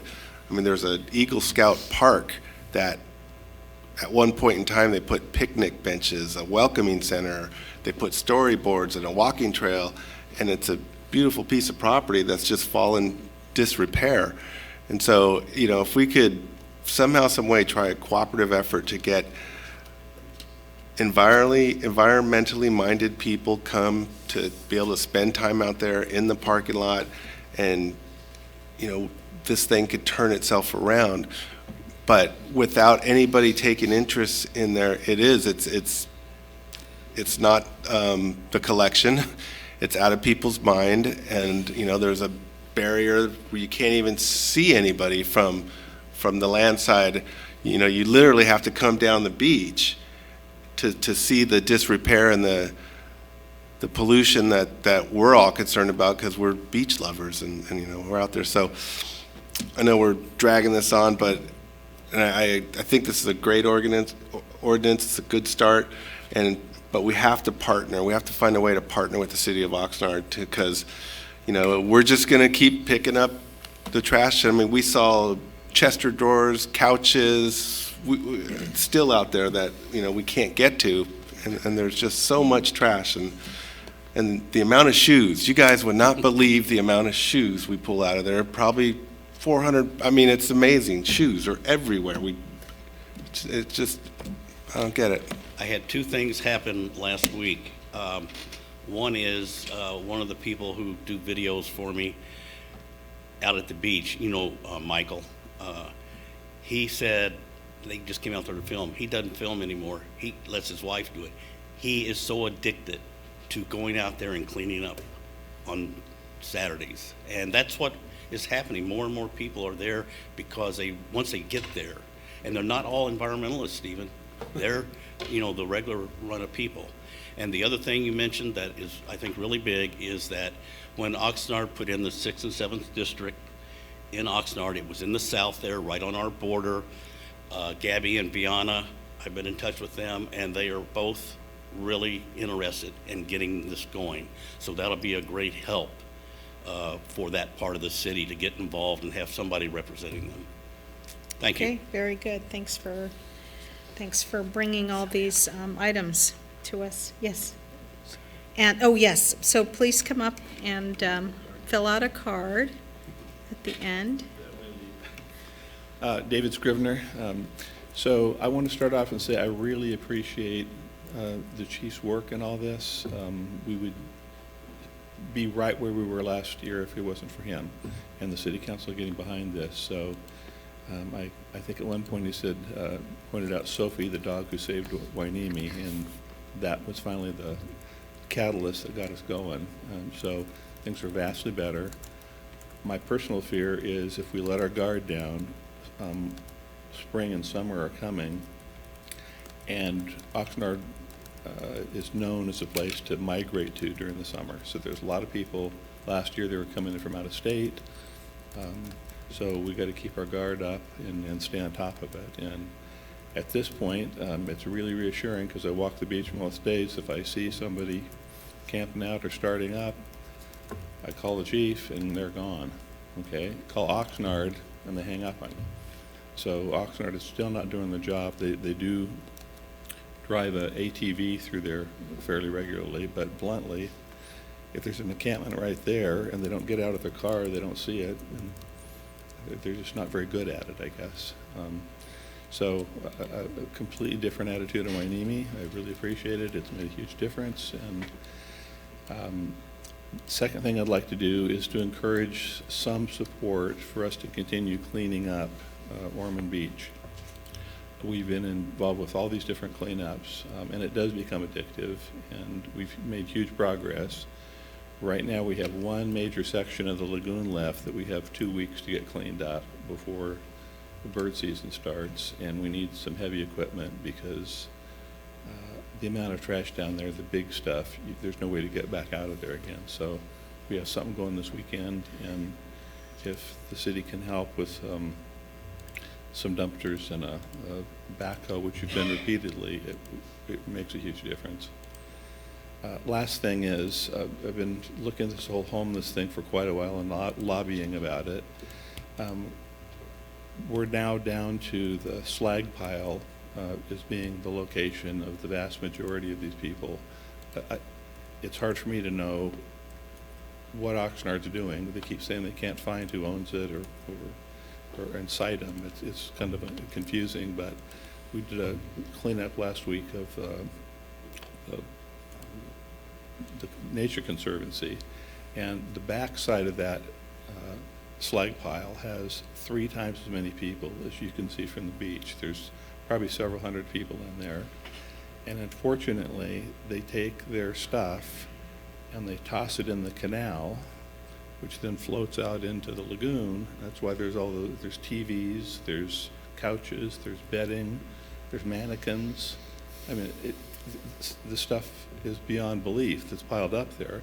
So these people drag it in. When they get done with it, they just throw it in the canal, ends up there, and then into the beach. So I don't know what, as a city, you can do to encourage Oxnard to move it along, but they're out of the Oxnard territory now. They're not in the Coastal Conservancy. The Nature Conservancy is pushing them out at this point, but now they're concentrated. So, and the good news is it's really hard for them to get here from there. So, thank you.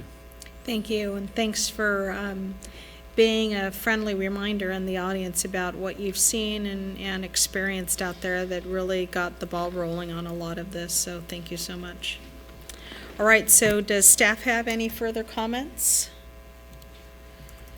If no further discussion, we will close then the public hearing, and the time is 7:58. We now have before us a recommendation, and that would be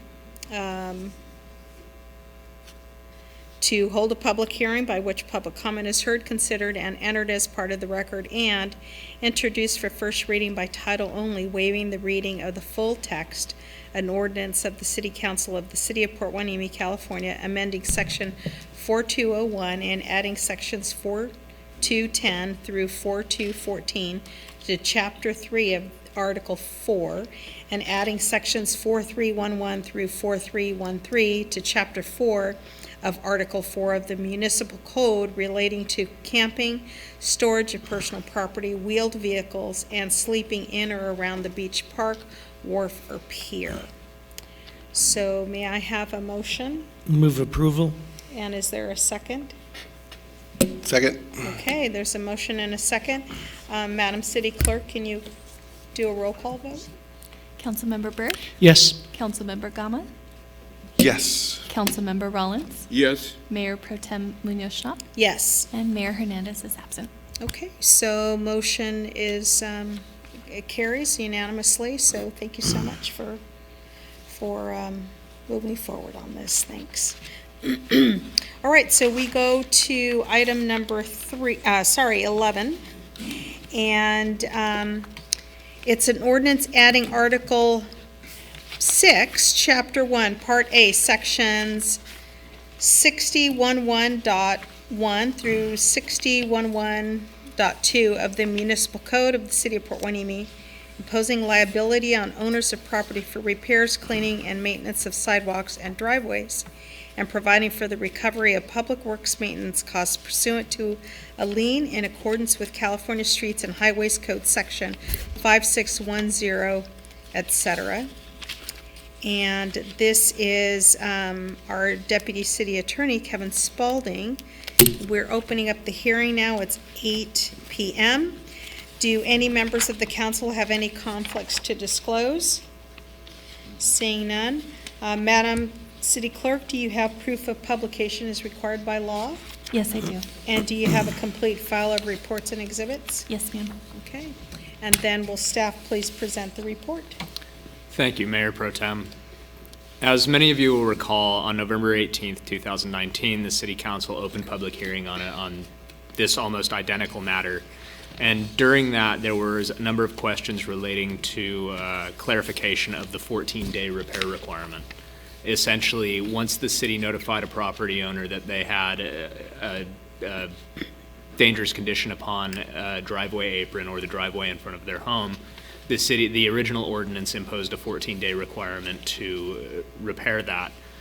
On December 2nd, 2019, the City Council voted not to approve the ordinance as written with the 14-day requirement at second reading, and instead directed staff to revise the ordinance to impose a 60-day requirement to give the property owner sufficient time to take steps or work with City Department of Public Works through I believe it's a zero-cost encroachment permit, in order to repair the conditions on either the driveway apron or the driveway portion of the sidewalk itself.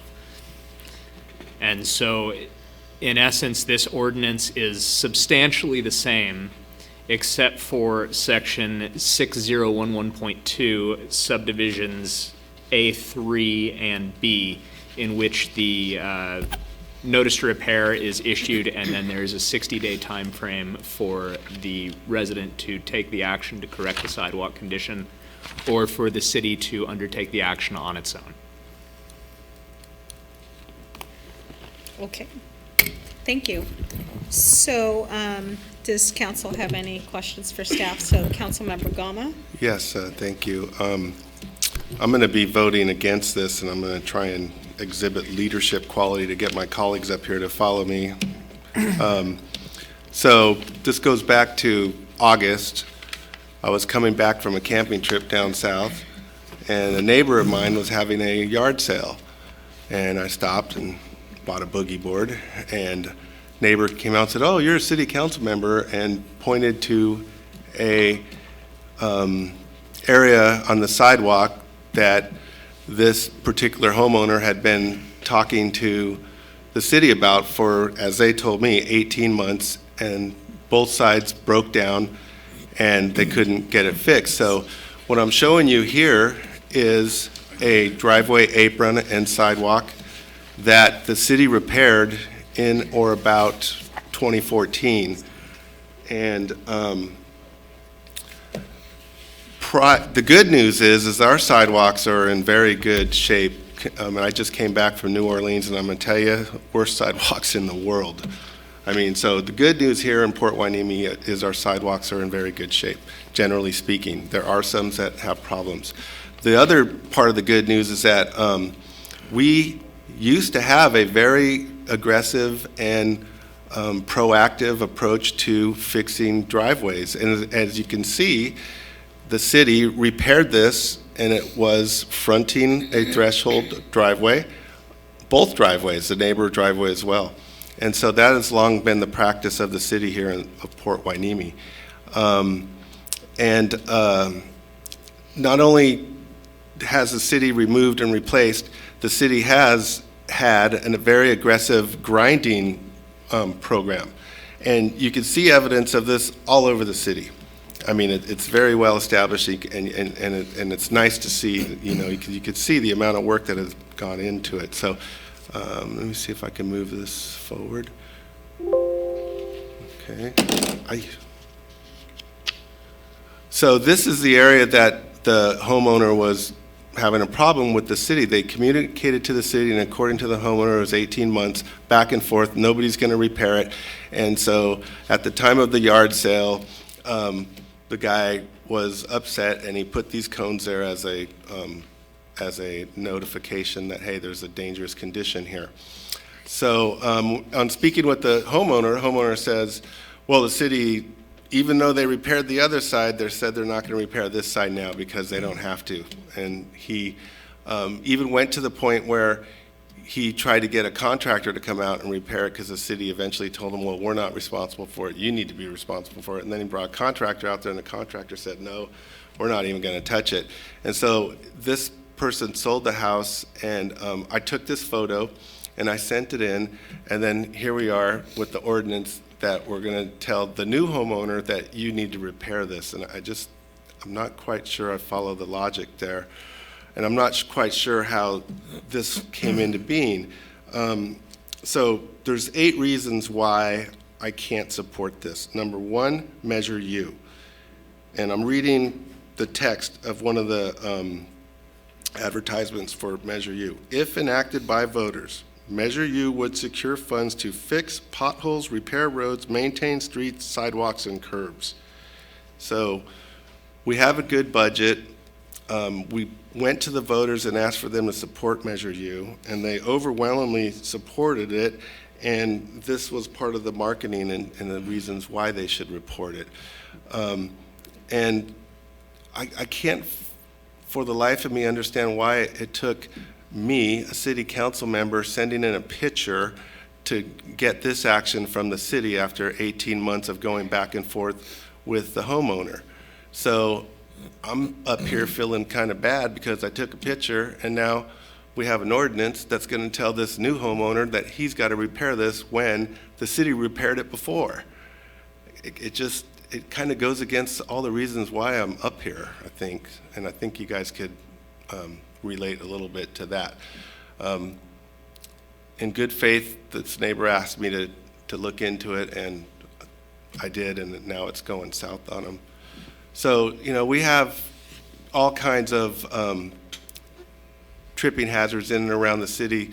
This particular one I reported 2 years ago, and nothing has occurred yet. And you can see it's getting worse. It's very high, and I took the safety precautions of painting it yellow, getting tired of seeing people tripping over it. This is very near my house. And I know that while I was gone that we have an inspection program now in writing, but have we started the inspection process? I don't know. And we started this ordinance back in August, and so I'm wondering, why haven't we gone out and inspected our sidewalks and at least prioritized the ones that need repair versus the ones that don't? A neighbor friend of mine was walking down the walkway at Bubbling Springs, told me about this. That's my shoe. Took a picture. You could see that the city was out there cutting reeds, getting ready for a rainstorm, and no action was taken. So these are the type of things as if it takes a city council person to report this and get it fixed, something might be wrong with our system. And so basically, sidewalks, I've done a lot of research, and sidewalks are a public right-of-way. I think we all could agree to that. The city of Los Angeles and the city of San Diego have tried a similar ordinance. And what has happened is that, the ordinance places the liability on the homeowner. Liability settlements have gone up, and maintenance has gone down as a result of the ordinance. And this is very well chronicled. You could do a Google search. There's newspaper articles. And so it seems to have had disastrous consequences. Very recently, the city of Los Angeles has entered into a $1.3 billion settlement of sidewalk cases as a result of frustration. And when they initiated this ordinance, it was because of the budget crisis in 2012. And so maintenance has gone down and liability settlements have gone up. Just recently, the city of San Diego, the same thing. And some of the quotations I pulled out of the newspapers are sidewalk repair policy still confounds residents and the city council. 2 years on, illogical sidewalk policy is still illogical. City paid over $2.9 million last year for sidewalk injuries, $100 million to fix current backlog of broken sidewalks in San Diego. And then, of course, the $1.4 billion settlement for the Los Angeles has recently agreed to on a class action lawsuit. So the good news is that, again, our sidewalks are nowhere near the mess that LA was and San Diego was. And so this abandoning of what we had before as a very aggressive and very proactive and very effective sidewalk maintenance program and opting to pass or transfer the liability to our homeowners, I think it's just wrong. In risk management, we have a thing called, under the banner of risk control, it's called transferring liability. And the way you transfer liability, generally speaking, is by a contractual arrangement. And transferring liability by a government decree, it hasn't worked, and the city of Los Angeles and San Diego can attest to that. We don't have a budget crisis, and when we did have a budget crisis, we were able to manage our sidewalks appropriately. We now have a inspection program. Apparently that was passed when I was absent, and again, I apologize for not being here. And I would like to see that aggressively followed using the Measure U money that we asked the city to support.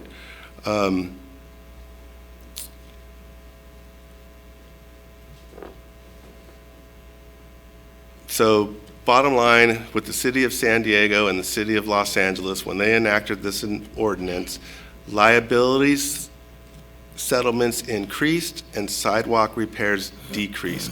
I walked the poorest and most economically challenged area in the city of Port Hueneme, and it appears to me that if that area, and that's the area between the base and Ventura Road and Clara Street, that's our oldest area, and that area has a number of thresholds which would, according to this ordinance, they would be leaned on. And I just don't think it's appropriate to lay it on the least that could afford this liability transfer. And another thing that is perplexing to many governments across the nation is that the ADA laws have been in place for 30 years, and cities have been horrible in trying to comply with the law. And in our poorest area, which I walked every inch of the sidewalks, there are numerous ADA issues there that, like a power pole in the middle of a sidewalk. When I was walking the sidewalks, one time I saw a lady in a beat-up scooter in the middle of the street because she can't access the sidewalk because there's power poles in the middle of it, and some of the sidewalks are very narrow. So I just have a problem with the fact that we are going, if this passes, we are going to transfer the liability for repairing these thresholds when we pass Measure U with 67%, and when we marketed that these funds would be used to address sidewalks. And I read from you directly from the Measure U marketing material. And the last thing I'll leave you with is, I believe this is Public Works Code section Title 3, Public Works Code Title 3, Section 3. Sidewalks are lumped under public right-of-way. By those definitions, sidewalks are public property just like streets are public property. In the LA Times, August 3rd, 2012, there's a quote here, and it says, "It's the homeowner's responsibility to fix broken sidewalks outside the property, even though it's the city's legal problem if somebody trips and falls and gets injured." So I think we just need to be aware of the fact that the city is still responsible for catastrophic injury to somebody that trips over a elevated sidewalk. And then the last thing I'll say is that the California JPIA had a presentation on sidewalk liability, and they recommend to their members that once it gets above 3/4 of an inch, it's no longer a trivial defect. It's now actionable. Now you have to take care of it. So it seems to me that with the money that has been spent to develop this ordinance, we could have fixed that neighbor's sidewalk for less. And I also know that there's numerous other examples of thresholds being repaired by this city, both in the lower income areas and in my neighborhood. And so this is going to lay responsibility on those that least could afford it, and I urge my colleagues to vote it down. Thank you. Okay, anyone else? Councilmember Rollins or Councilmember Burt? Okay, all right. So I have a question, though, for Mr.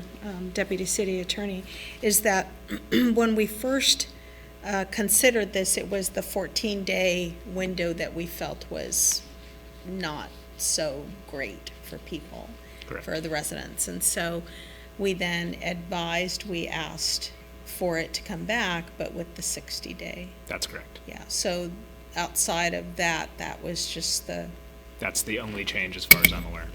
Yeah. The council also asked for a sidewalk inspection and maintenance program Yes. to be developed and brought back before council, and we have achieved that goal as well. Right. So if I remember correctly, the discussion that maybe occurred not in the sidewalk sidewalk ordinance that came back for the annual review of sidewalks. But there was a discussion that said, yes, so the city had repaired the sidewalks, but from the state perspective, and the code read that the sidewalk adjacent to the driveway was the responsibility of the resident, right, of the owner. Right. And everything outside of that would be. And there is a distinction between California Streets and Highways Code Section 5610, which is actually far broader, and it puts the entire length of the sidewalk abutting the property is the responsibility of the owner, not just the driveway and that driveway apron. So if you're on a corner lot, every aspect of your property that touches a public sidewalk is your responsibility under state law. Port Huenemi's Municipal Code, Section 6011, for as far as I've been aware and as far as I've worked with the city, has clearly stated that it is the responsibility of the owner of each lot or portion of such lot fronting on any portion of a public street to maintain all driveway approaches and or adjoining sections of sidewalk. And so this doesn't change whose responsibility it is to repair the sidewalk. It does shift the liability for injuries that happen and making the city and the property owner both liable, which is arguably still the case under the state law in any event. But what this really does is Section 6011.2 allows for a procedure whereby the city assists the property owner in making those repairs, or the city is free to make those repairs and secure its cost recovery as a lien against the property. And so the rising liability costs that have been cited, this ordinance doesn't prevent the city from making those repairs. What this ordinance does is this ordinance allows the city to recover its costs in making said repairs, while first allowing the property owner the choice to select their preferred contractor or anything else. It does not prevent those repairs from being made. So the increase in liability would be purely hypothetical based on the fact that these repairs are not being done by either the city or the property owner. Because we've taken the next step of saying, hey, we're going to be assessing the sidewalks, and we have this alternative way of getting it fixed, right, but there would be cost recovery. That's correct. Okay. Yes, Mr. Villafana, please. Provide some clarification. couple of things. Well, I cannot speak for my predecessors. My predecessors were not following the municipal code or the California Streets and Highway Code, which states that it's the homeowner's responsibility. Okay, when I've been here, since I've been here, we were following that. Now, the only portion that this ordinance and our policy is now is that it is the driveway and the adjoining panel on either side. If it is in the straight-of-way, the city will repair it. We have since repaired the sidewalk near the museum. We have repaired it in front of the Port Hueneme Pharmacy on Port Hueneme Road. We've done other repairs there. We've made a repair on the bike path. We've made a repair other areas. We've also, last council meeting, and because on the CIP, the council adopted and we put in $150,000 a year or one time to address cracked sidewalks outside the right-of-way, specifically the parks, that area. So last council meeting, I came and requested you award a contract to J&H Contractors of Camarillo to repair all the cracked sidewalk and uplifted sidewalk at Miranda Park. And they will be starting late March or early April. The one picture that Mr. Councilman Gama showed with his shoe and where he had put the yellow caution, that is going to be repaired under this contract. We have also started our inspection program, and we are in the process of doing that. And anything that is in the straight-of-way, the city will repair. And if it is on the approach, right next to the driveway, or we will mitigate it if it's brought to our attention. We will put a cold patch, and I'm working with Mr. Tony Stewart from Community Development and Code Enforcement and the city attorney to come up with a notice to provide to the homeowner. And again, it will be a no-cost encroachment permit, and we will shepherd, if they elect to do it with a contractor, we provide a detail, we provide free inspection, and we give them guidance. Or if they opt to have the city do it, we will do it and then charge the homeowner the property owner for that service. So I just wanted to provide some clarification that we are moving forward. Miranda Park is going to be fixed. We've already made the repairs to the bike path. We are inspecting the sidewalks. We are moving forward with that. Okay, all right, thank you, Mr. Villafana. Just So yes, Councilmember Gama. So my recollection of the JPIA sidewalk maintenance program was that what started this whole thing off with the cones, and which we're not even talking about why does it take 18 months to do something when the homeowner was bringing it to the city's attention, why all the back and forth, back and forth, back and forth. And I'm just reminded as I'm seeing Mr. Scrivener back there that not only was that straightaway and approach repaired there, they made repairs across the street. They made repairs over on the next street to me, a former city employee. But the JPIA on this issue said, if you have, like we have in that photograph in front of the mailbox, that's on the straightaway, but it's connected to the threshold, that you should go ahead and repair the whole thing, not cut it off at the threshold. So that's what I recall that the JPIA was recommending to its member cities, and I guess we should look into that. So, so I lost my train of thought, so I'll just. Okay. So the good thing now is that it looks like we have a standard, a policy in place, that we also have a sidewalk inspection program that, maybe was not so procedurally, like kept and/or what was going on, what took priority, et cetera. And so now it seems like all the sidewalks will be inspected, and there's going to be an opportunity for residents to report things as well, to have sidewalks taken care of. because I know that we have one of the most beautiful sets of streets here in Port Hueneme, and to have then the sidewalks hopefully match that would be a wonderful thing. So, sounds like, there's kind of two things put together here to help deal with this. Yes, Councilmember Burke. As I recall too, I believe once the initial inspection of all the sidewalks in the city takes place and repairs begin as expeditiously as possible, if a neighbor identifies a spot, doesn't mean you need to necessarily stop working where you're at to take care of the one that somebody else wants you to take care of right now. No, but if it's brought to our attention, we'll have our engineering aide or construction inspector or Charles Cable or myself go out and inspect it. We will address it, and we'll assess the trip hazard, and we will put probably a cold patch there to mitigate the problem until it can be put into the cycle for repair. Or if it is a driveway approach or the adjoining panel on either side, then I would work with Tony Stewart and code enforcement to notify the homeowner, the property owner, that under the Streets and Highways Code and the city ordinance, it is their responsibility to fix it. We will put a mitigating measure together to prevent a trip hazard, but it then becomes their responsibility.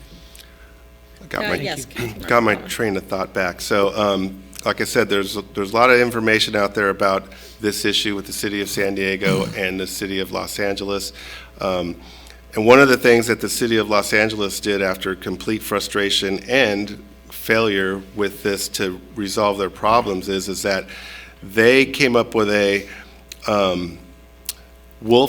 the city decided to fix all the sidewalks first and then say to the property owner, okay, now you're responsible for it. So it just,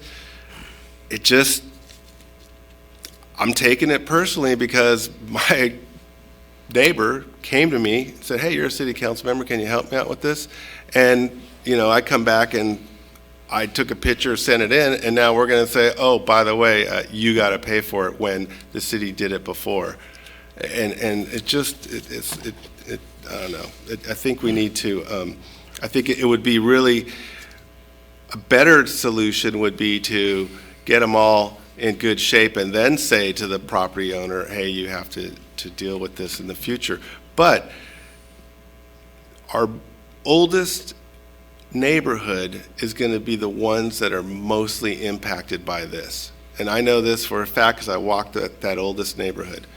And there are thresholds that are in 10 different pieces that theoretically the city could go out and lean them all.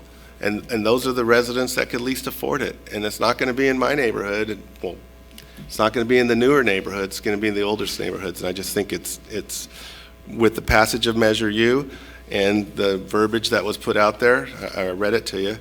It was said that you're going to use this money to secure funds to fix potholes, repair roads, maintain streets and sidewalks and curbs. So. Yes, Councilmember I had Rollins. two things. Okay, and this is a legal question. Regardless if it's, the homeowner's responsibility, it's ultimately, you said the city also will get sued. And it's been my past experience that the cities generally have more money than the individuals, so they go for the deep pockets, which would be the city, and the amount of money that we're going to spend potentially on that, wouldn't that offset any money we're saving by fixing the sidewalks?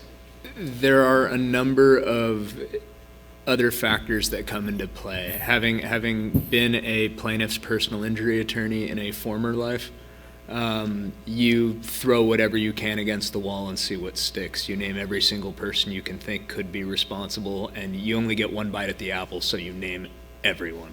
Sure. And every theory you can think of. Now, that being said, there are certain protections afforded municipal governments. Proposition 51 comes to mind, which when you have multiple tortfeasors, And non-economic damages, things such as pain and suffering, and a lot of the bigger general damages you see in personal injury cases, Prop 51 limits the city's exposure under those. So if there is another tortfeasor, i.e. the property owner, it would significantly limit the amount of general damages that a city would incur following a trial.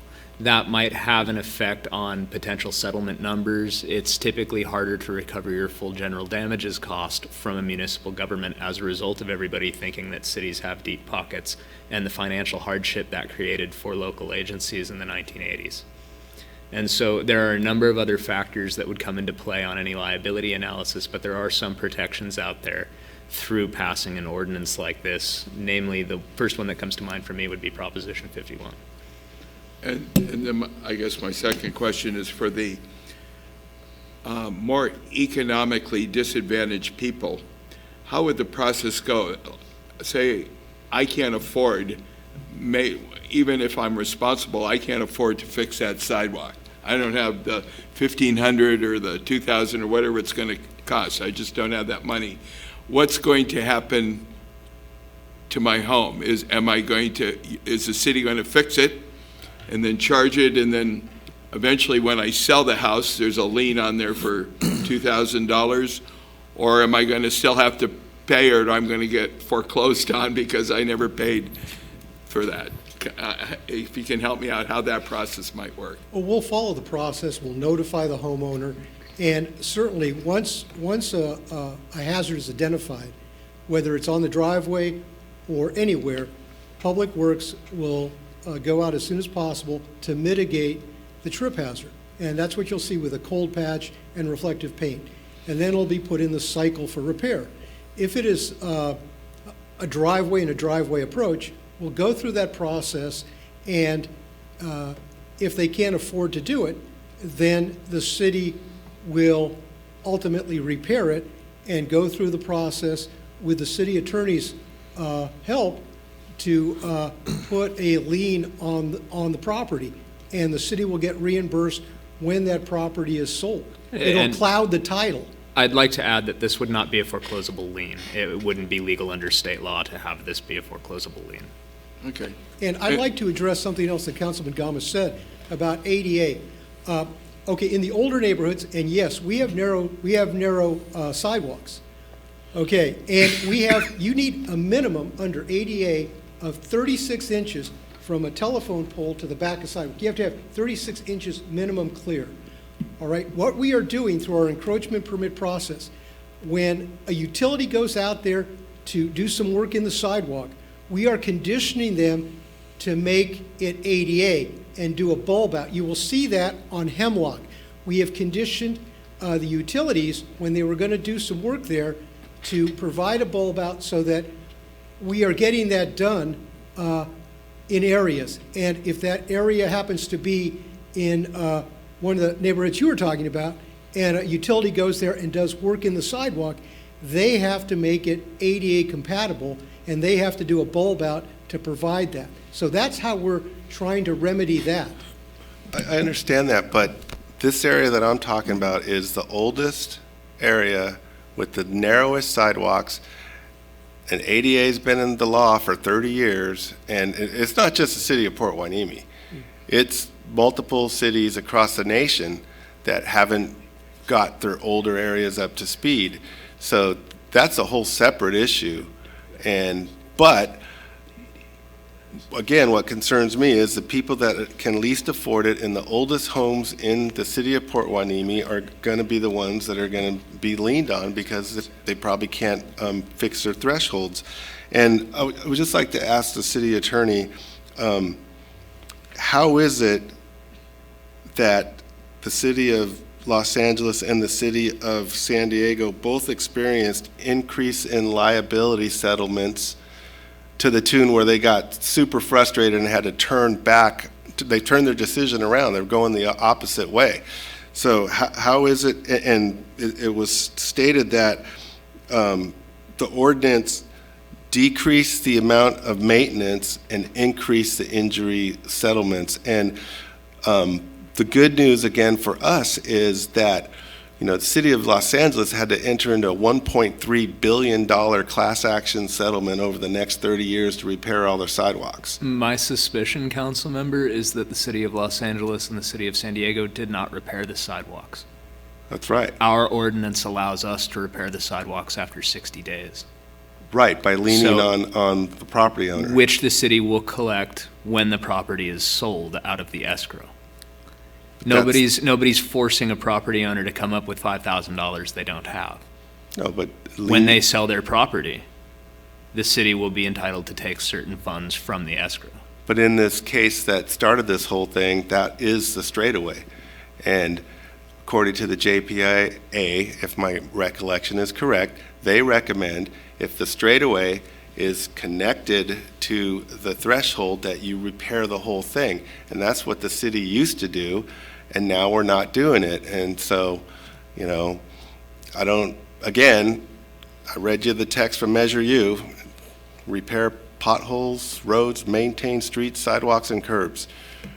You know, and so I just don't understand why we want to make this drastic turn. Councilman Gama, we're just following what is in the Highway and Streets Code, and other jurisdictions do the exact same thing. The County of Ventura does it, numerous jurisdictions do it. And again, if it's in the straight-of-way, the city will pick up the tab.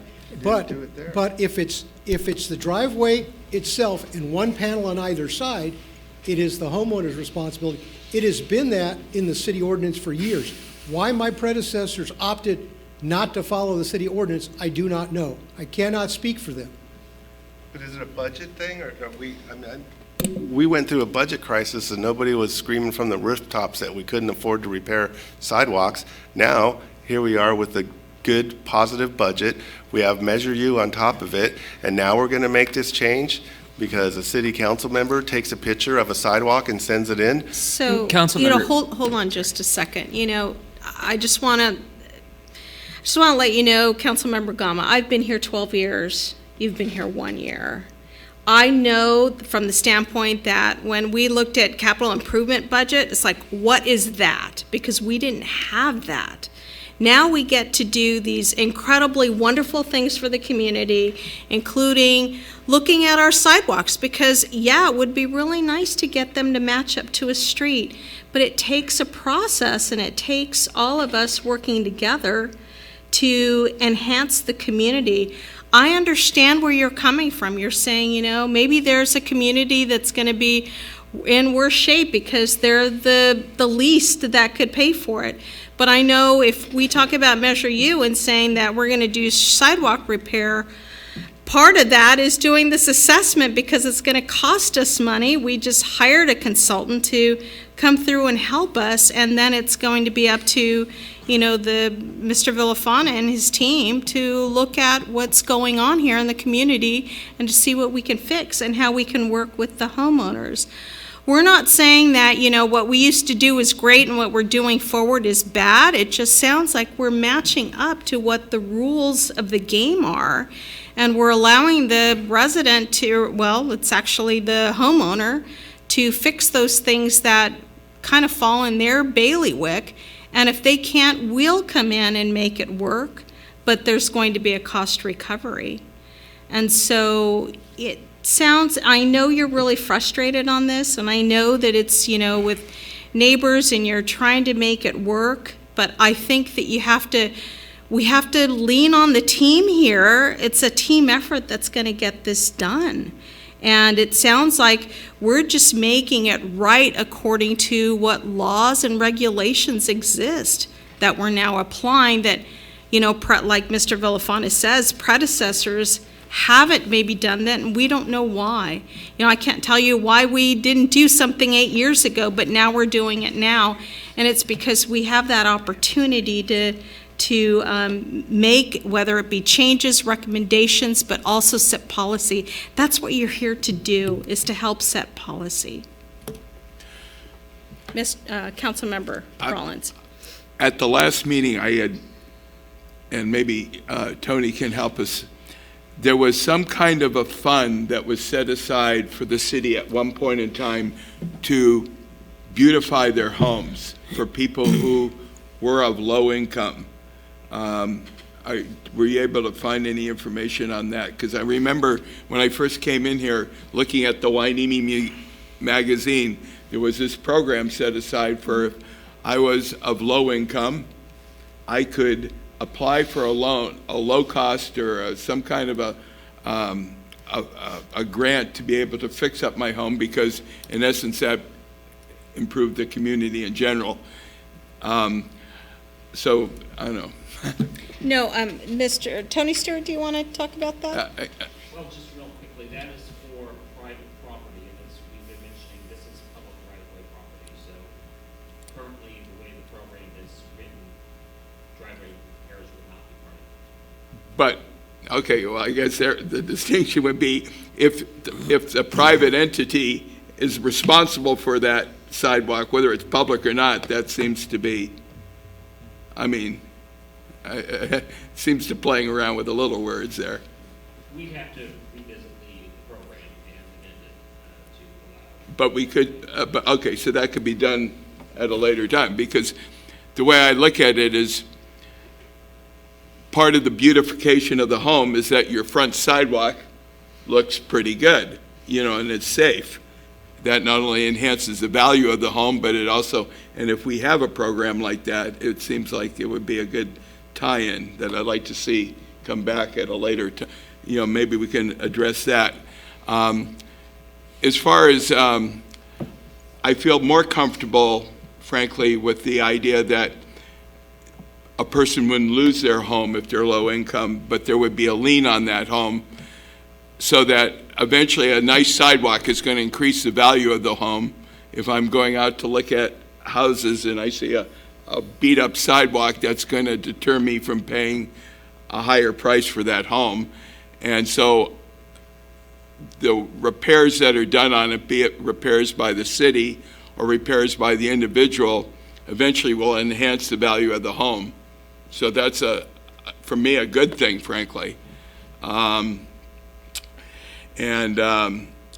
also want to commend you guys coming back to develop a fairly decisive inspection program, and then also ultimate if the general public or the inspection program detects that there's a bad sidewalk, that we get it done right away, so we defer ourselves from any potential lawsuits. So that's my thoughts on it. Councilmember Gomez. So I appreciate the historical perspective, and don't believe me, I would just encourage you to do your own research and then try to explain how it is that the city of San Diego and the city of LA have gone through this, and it's been disastrous. I'm quoting the San Diego Tribune and the LA Times. And how are we going to be different? And, you know, I think we should put all our effort into being proactive, identifying whenever there's a 3/4 inch deviation and getting it fixed ASAP. If we all were just focused on that, then yeah, the team effort would be great. But that hasn't been our experience, and it's frustrating. You know, you mentioned those two areas. I reported those two areas, not you, not anyone on your staff. I reported those two areas at Mar Vista and on the walkway. So, you know, I'm looking for us to be on top of this, and I'm just a little concerned that we may not be. So, you know, it is what it is, and the fact that we haven't had a catastrophic injury is God sent.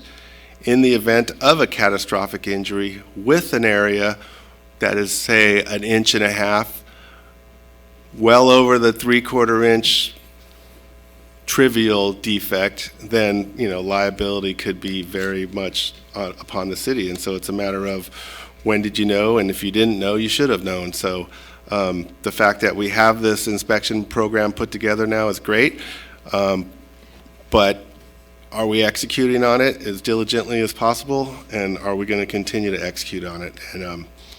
And We are executing on it, and as I presented before, and it was in the previously presented packet is, the high priority areas were the senior housing areas like Mar Vista and Wainimi Bay, and then around the schools. We spend a lot of time around the schools making sure that the striping is maintained, that it's bright, it's reflective, and those are the high priority. In addition, then, around the parks. That is why Miranda Park was the first project, because it was in the most in need to get done. Yeah, but you do understand that when I reported that deviation well over an inch and a We didn't half have the 2 funds. years ago. We didn't have the funds. 2 years. I could not use SB1 funds or gasoline tax funds to make repairs in a city park. It would have to have been general fund money, which was not available at that time. We had no CIP. We had nothing. Yeah. Yes, Councilmember Rollins. In addition to the fairly detailed inspection program that you have, I want to also bring up that, from talking to acting city manager, Mr. Salinas, we have a report of concern, and also Mr. Peretz, a report of concern program. So I look at it, especially in a small community like this, not only our staff going around there and checking it out, but the general community, if they see something, they can report that concern, and that we have a monitoring or a device to be able to monitor how quickly that gets done. Am I correct? Yes, you are. Okay, so not only we'll have a really robust inspection program, but then in the general community, if they see something, they're gonna report it to our report of concern phone number, and it's gonna be tracked so that it gets done within that period of time that we want to get it done. Is that correct? That is correct. And in addition, when we have our landscape crews out there, we've got extra eyes out there, boots on the ground. I've instructed the landscape crews, if they see something, to let myself, Charles Cable, or a construction inspector know, and fill out a form so that it becomes part of the record, and we can inspect it and go out and put it in the cycle for repair. So, that's above and beyond the normal inspection program that we're putting into place. And I think too, being the one delegate that's on the board of the JPIA and Councilmember Gama is the alternate, I know that one of the things that was reported at the last conference was an issue of who had responsibility with this fire. And knowing what they know now versus when that happened, and they had to go to court for it, was what's really important here is to have a record of when it was noted and what goes on, because when they looked back at these stories, they realized nobody really wrote it down. There were a lot of people shuffling between county and city and every other district. And so when they were trying to compile the information for the courts, they failed on that matter. And so by having your team then record things and all, we have it as record if in case anything happens. So I think that's a really good step as well. Councilmember Berg, did you have your hand up for something? No, Yeah. just quickly. Yeah, it's not the ideal situation. Obviously, we wish we could do more, and we just can't. But we got to do the best we can. I appreciate the program that's being put into place now, a year-long inspection of the sidewalks, as I understand it. And when you get done, you're going to start it all over again. So it's going to be a continuous program. We wish we could fix every sidewalk in town. We wish we could pay the water bills for everybody as well.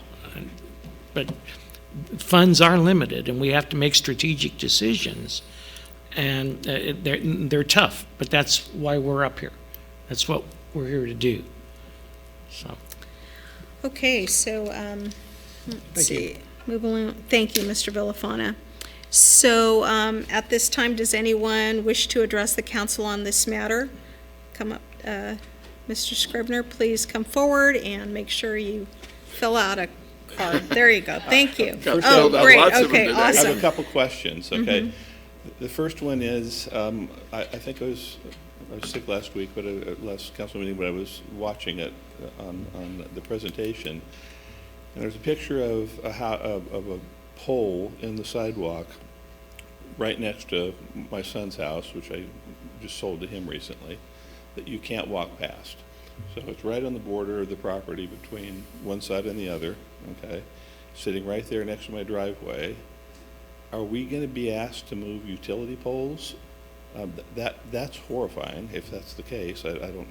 Because it was shown in the brochure as a problem, and I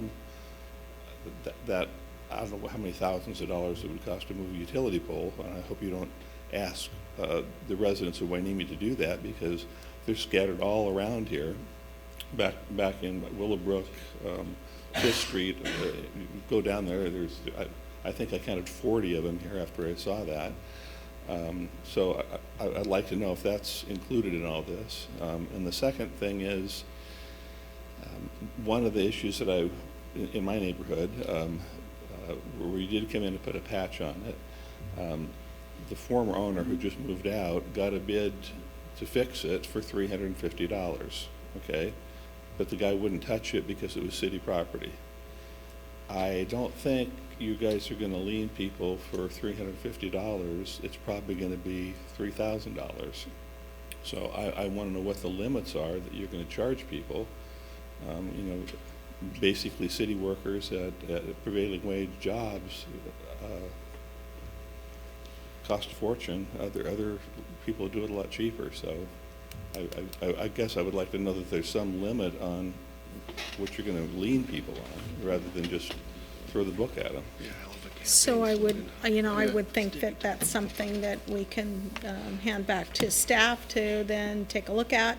I don't know what the answer is. I don't think we have an answer here, but Yeah. Councilmember Rollins? I thought that the program was set that the homeowner can get it if they can find a person to be able to do it in the proper way for $350, that the city will help them with free inspections, at least what I just heard, to make sure that it's done the right way, so it's not, and that they would do it for $350, and the homeowner could actually opt to do that.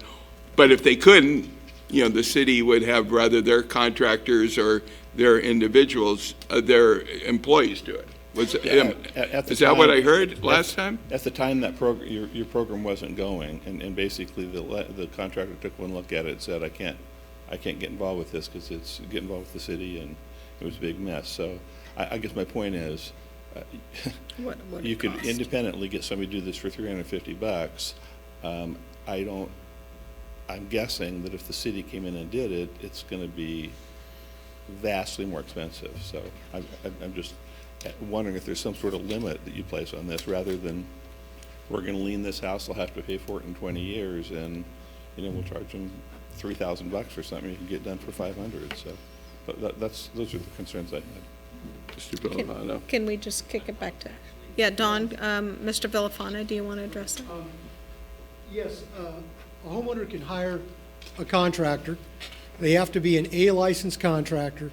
The city will provide a no-cost encroachment permit. We will provide the details showing what has to be put in, and we'll provide inspection and some guidance. But it'll be their contractor that'll be responsible for doing it, and he has to be properly licensed to work in that area. So that's what the city will provide for them. And with respect to power poles, we are not having anybody remove power poles. As I said before, when a utility company does work there and they ask for an encroachment permit, if they have to dig up the sidewalk to add cable, etc., we are making them do a bulb out around the power pole. And again, you need a minimum of 36 inches. Most of our sidewalks have that minimum clearance. It's not ideal, but that is the minimum ADA. And with respect to ADA in older neighborhoods, the ADA mandate, you are not required to retrofit it unless there is a new project there. If there is a new project, yes, that is the nexus to having the utilities company do something like that. When there is a new project, we are conditioning them as part of the encroachment permit to do that. If the city goes in there and does a new project, yes, we will bring it up to code. Okay, yeah, so that then talks about some of the communities that we have are much older communities, but because there hasn't been a project, that community then Exactly. we have the narrower kind of sidewalks with the utility pole Yes. in way. Okay. Okay, thank you. So let's see, does staff have any further comments? No? All right. And no further comments from council members? All right.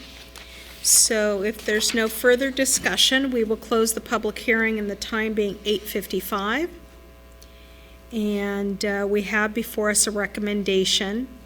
And what it is to hold a public hearing by which comment is heard, considered, and entered as part of the record, and introduced for the first reading by title only, waiving the reading of the full text, an ordinance of the City Council of the City of Port Hueneme, adding Article 6, Chapter 1, Part A, Sections 6011.1 through 6011.2 of the Municipal Code of the City of Port Hueneme, imposing liability on owners of property for repairs, cleaning, and maintenance of sidewalks and driveways, and providing for recovery of public works maintenance costs pursuant to a lien in accordance with California Streets and Highway Code Sections 5610. I think it's et cetera, right? Is that what that means? All right. May I have a motion? Move approval. Okay, is there a second? Second. Okay, there's a motion and a second, and Madam City Clerk, can you do a roll call vote, please? Councilmember Burke, Yes. Councilmember Rollins, Yes. Councilmember Gama, No. Mayor Pro Tem Munoz-Schnapp, Yes. and Mayor Hernandez is absent. Motion passes. So motion passes 3-1. I just want to say that, Councilmember Gama, I really appreciate your deep interest in all of this, and maybe you started something here, but just knowing that we move forward with some things that can improve the community, and we set policy here. All right, so business items then, we have Public Works, and, oh, did you want to say something? I'm sorry, I didn't look. Well, yeah, Councilmember Gama. Kind of feels like you're lecturing me, so I guess I get to respond back. Okay, go ahead. I'm not sure this is going to improve or reduce any risk in the community. Like I said, San Diego and Los Angeles have the complete opposite effect, so we'll just wait and see what happens. Thank you. But I know that, we heard from Deputy City Attorney Kevin Spaulding, who said the problem lies in that the cities didn't do anything to repair any sidewalks. And so I think that's one That of the would have big been my differences. guess. That's his guess, Okay, yeah. do your research, and then let's not guess. But there's Do you- there's information out there that tells a different story. It's Do you almost like happen to know if those cities continued to maintain sidewalks over those 30 years? they maintained the sidewalks that needed to be, we're talking, like I said at the outset of this, the good news is our sidewalks are way better than the city of Oxnard, walk around the city of Oxnard. So their sidewalks there were horrific elevations, so they had very serious problems. And they repaired them. And they were trying to transfer the liability onto the homeowners as best they could, as much as they could, and then they would lien properties just like this one does. And then at the end of the time period that settlements, injuries, lawsuits went up, and so their liability increased when they thought they were decreasing it.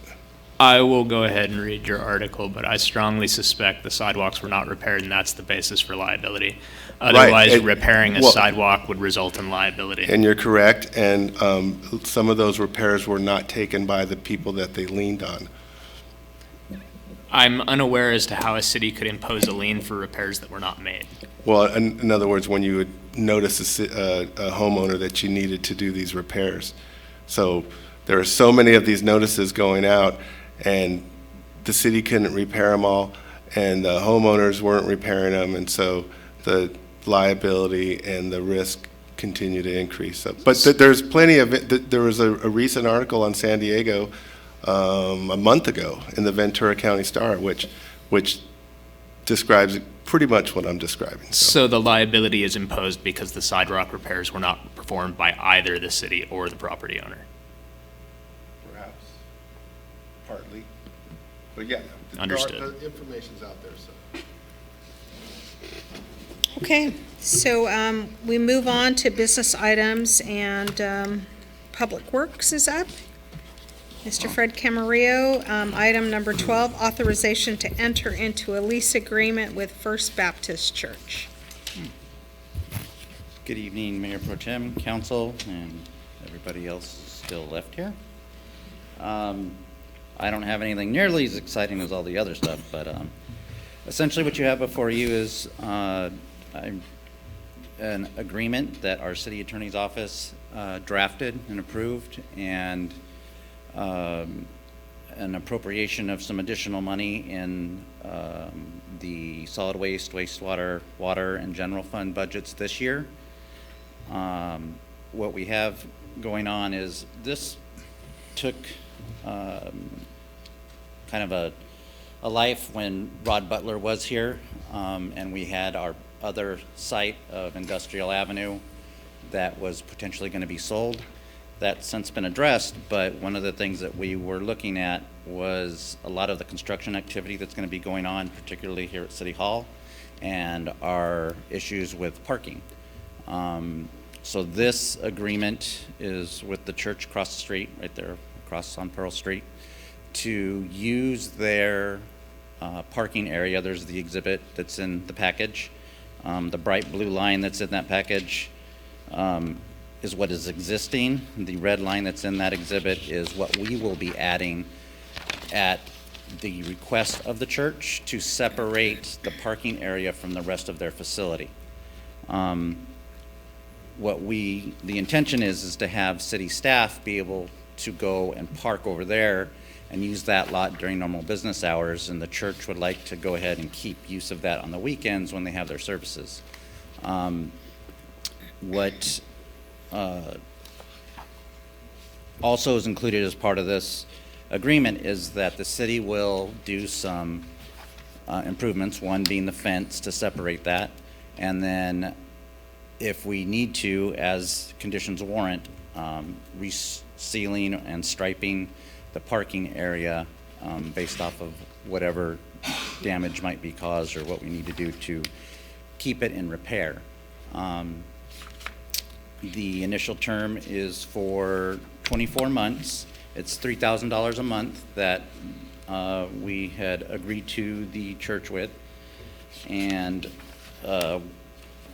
we will be having the, as you know, ADA, the parking ADA stuff that we'll be having out in the parking lot, which is going to necessarily disrupt the parking here.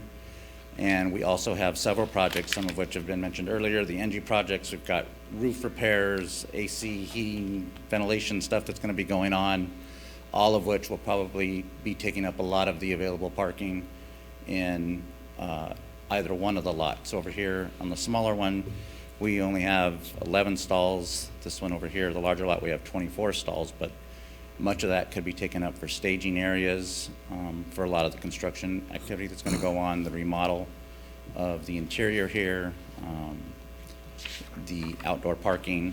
All these things are going to take several months to complete. So with that, we wanted to go ahead and bring this to the council to approve. That way we can minimize the impact to the general public who are doing business here, knowing that we're going to either have a good portion or maybe even at times all of the parking that will be gone, and that way at least we'll be able to utilize the Pearl Street itself for people to park on if our employees are able to park in the area across the street. And if you have any questions, I'll be happy to answer. Okay, thank you. So are there any questions for staff? Councilmember Rollins. Oh, so basically the car, we're not talking big commercial vehicles, we're just talking basically passenger cars for the employees or the people who come to City Hall for business. Correct. Well, in this instance, it would be to have city staff park there to leave whatever parking is in our parking lots here available for the general public, and or Pearl Street would be available for parking as well. And I'm assuming the church is very much in favor of this. Oh, yes. We negotiated with them on the price and some of the terms that we have in here. And again, as I said, our city attorney's office drafted this. We sent it over to them. They had their attorney look at it as well. They didn't have any major comments coming out of it. So we finalized this agreement as it is here in this report. And we're ready to move forward with it if you authorize us. And I'm not familiar with the church. Do they have any kind of a preschool program or something like that where there are a lot of kids around there during the weekdays or not? Not any longer. They closed the school down a few years ago. Okay. It's just their church services that they hold there now. And speaking with them through the negotiation of this, they don't anticipate the school coming back anytime soon, but they reserve the right to say that they may do that at some point. Okay. Okay. Councilmember Berg. Yes, thank you very much, Fred.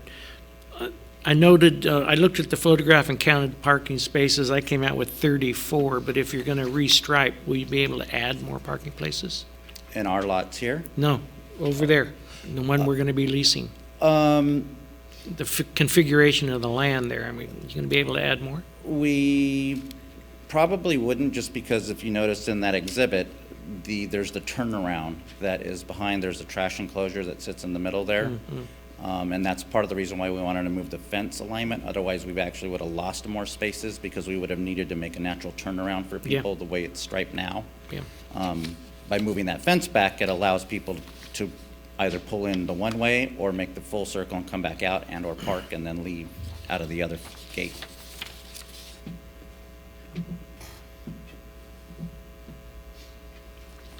Thank you. Okay, all right. Any further questions? All right, thank you, Mr. Camarillo. So is there a motion Move approval. and a second? Second. All right, there's been a motion and second. And Madam City Clerk, for a roll call. Councilmember Burke, Yes. Councilmember Rollins, Yes. Councilmember Gama, Yes. Mayor Pro Tem Munoz, Yes. and Mayor Hernandez is absent. Motion passes. Okay, motion passes unanimously. Thank you. And now we move on to council member reports, comments, and requests for future agenda items. So we'll start here with Councilmember Rollins. Okay. My last few weeks has been on air pollution. I went to the Ventura County Air Pollution Board that I'm a representative and have some really good news. Over the last 15 or 20 years, the amount of days where the levels of pollution were higher than acceptable have dramatically decreased over the years. And what makes that even more positive is the fact that the population over the last 20 years in Ventura County has raised close to 300,000. So our population and our driving has gone up. However, the pollution levels have gone down, even with the fact that they've made some adjustments along the way to make those pollution standards even stricter along the way. So, the way I learned it, they have different regions that they kind of look at. So like, you know, they'll look everything from valley regions to coastal. So we're all doing very, very good on that. So that's a positive thing. I and other council members went on that trip to the Indy plant, and I was very happy that they were very open-minded to show us the various different parts of the plant, and we got to there was an odor there. However, it's an odor of basically cardboard and water. It's not any chemicals or those types of things that are damaging to ourselves. So that's a good thing. That's a good thing. And then they've also done some mitigation things. Part of the process was it would periodically create a certain amount of noise. And they've since the last 6 months put on these mufflers or whatever, so that mitigates that. So that's a good thing. And then finally, I guess most recently, we went to we were talking about water rates earlier. And last month, we learned that 94% of the water that we were using was coming from United Water this past month, and only 6% was coming from Colegas. That's a good thing, because Colegas water costs the city and the residents 3 times as much as United Water. So that's a good thing. And we also are beginning to show where we're using a little bit less water than we did in the same month period last year. So maybe people are a little bit concerned at what their water rates are going to be, but they're beginning to drop down their, and last month also, in the month of December, it dropped from the previous month. So people are beginning to drop their water usage. As far as things that I would like to see on the agenda would be, I would like to kind of have an update on the Community Benefit Fund. That's a fund that, both the port and the city, the port gives money to the city that they both decide on how it's going to be used. And from reading the agreement, it's just something that, like, the city council as a whole makes a decision on, or makes a request on how they would like to see the money spent. The port in turn makes their request on how they want to see the money spent, and then mutually we decide as a group. And I just get a feeling while the money is being spent, I've seen for really good things, it's not a comprehensive decision on how we're spending it as a whole. It's kind of more, we got a project here, let's spend it here, or we got a project here, let's spend it here. And it should be something that we all look at and assess as a group. So I'd like to see that on a future agenda item. Okay, all right, thank you. Councilmember Gama. In honor of Black History Month, I wanted to just briefly talk about my experience in New Orleans. I visited and toured a bunch of plantations, and I can tell you that slavery was wrong. It was wrong then, it's wrong now, and any attempt to ever try to justify it or put it in a positive light is, don't even go there. And we as a society have come a long way, and I'm proud to be a part of the winning side of the Civil War. And it was mind-boggling to listen to the history of New Orleans and all the other struggles of the area. So that's it. Okay, thank you. Councilmember Burke. Thank you. Just briefly, I visited the Indy plant with Councilmember Rollins. Very interesting visit, and I concur with everything he said. Last week also, I attended the funeral services for former Oxnard Mayor Manuel Lopez, as well as the rosary services. It was 2 days of recognition for him and the family, and we lost a real icon of the community there when we lost Manny. So that's all I have to say. Okay, thank you. Mine is really brief. I also toured the new Indy plant. Deputy City Attorney was with Laura Hernandez and me. And there were a couple of things. Thank you for mentioning that they had put on silencers or some other kinds of toppings on some of their higher peak areas. And so they're trying to mitigate noise. And I know that they said that on one item, they spent like $25,000 on. So it's kind of significant in terms of investment on their part. They also talked about how they run the operation 24/7. And so what they're doing in the day is the same thing that they're doing at night, same thing that they're doing graveyard. They don't shift any of that. It's just the same thing going on. And so they have even changed the way that they notify others on their premises, where originally they had this really loud bell go off when the phone rang, or, when they had to page someone. And so they've realized that to the community was not a good thing to do. So they've made some changes there where they've then mitigated more of that noise that the community can hear. We also toured, and the site is just shy of 20 acres. It was built a long time ago, and if they were to build it from scratch, I think they threw out a number of $500 million to do everything. If it was just down on foundations, they had to build everything up. But it was pretty comprehensive what they had. And one of the questions I had for them was, do they use ammonia? The answer was yes. But they have to use it within a level that they're approved for, and they don't go past that. So within the context of using this chemical to do what work they needed done, it was within the range of what they're approved to do. If they fall outside of that range, or anything else that they are legally allowed to do, they have to start notifying authorities, So they talked about then this process, but they have not used it out, outside of the level that they're authorized to use it at.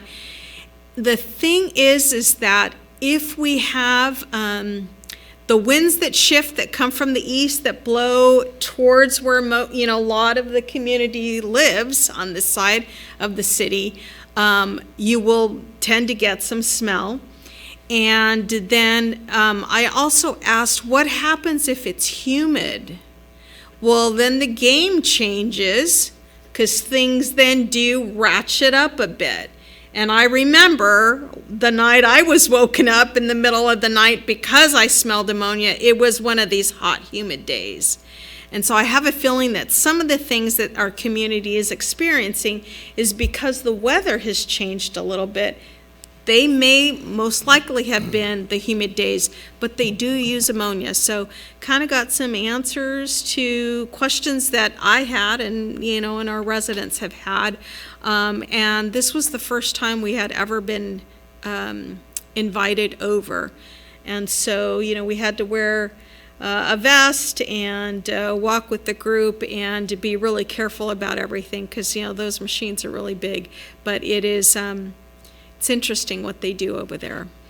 Yeah. Councilmember Berg, did you have anything to add to that? I was just going to add comments about NOx emissions, which is they're allowed 20 parts per million.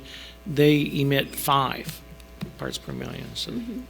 Yeah, and Councilmember Rollins. And we're going to be having the executive director from the Ventura County Air Pollution Board come and make a presentation, because they've had, since it's been brought up to them, they've had inspectors there over the last couple of years to inspect and to do their own independent findings. And that's what their responsibility is to do. So they still said that they are taking complaints from the community, and that line is open for anyone to register any kind of, whether it's noise or smell or whatever it is. And so that was a good thing to hear. Pardon?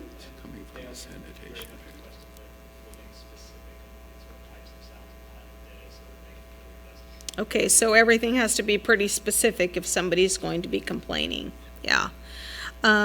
So that's for that. The Joint Powers and Insurance, so our representative, Maria, will be here at the city coming up in March, and then Councilmember Gama and I, as we serve on the board, he's the alternate and I'm the board member, we will have an opportunity to sit and talk to Maria as well in a separate meeting.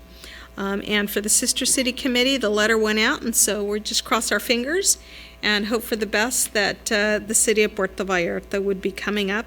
It's good to hear that we would have a chalk contest at the Hueneme Beach Festival, because one of the things that Puerto Vallarta does have is that Imaginari, which is the art, but with chalk on the sidewalk. So that would be good to link up with them on that.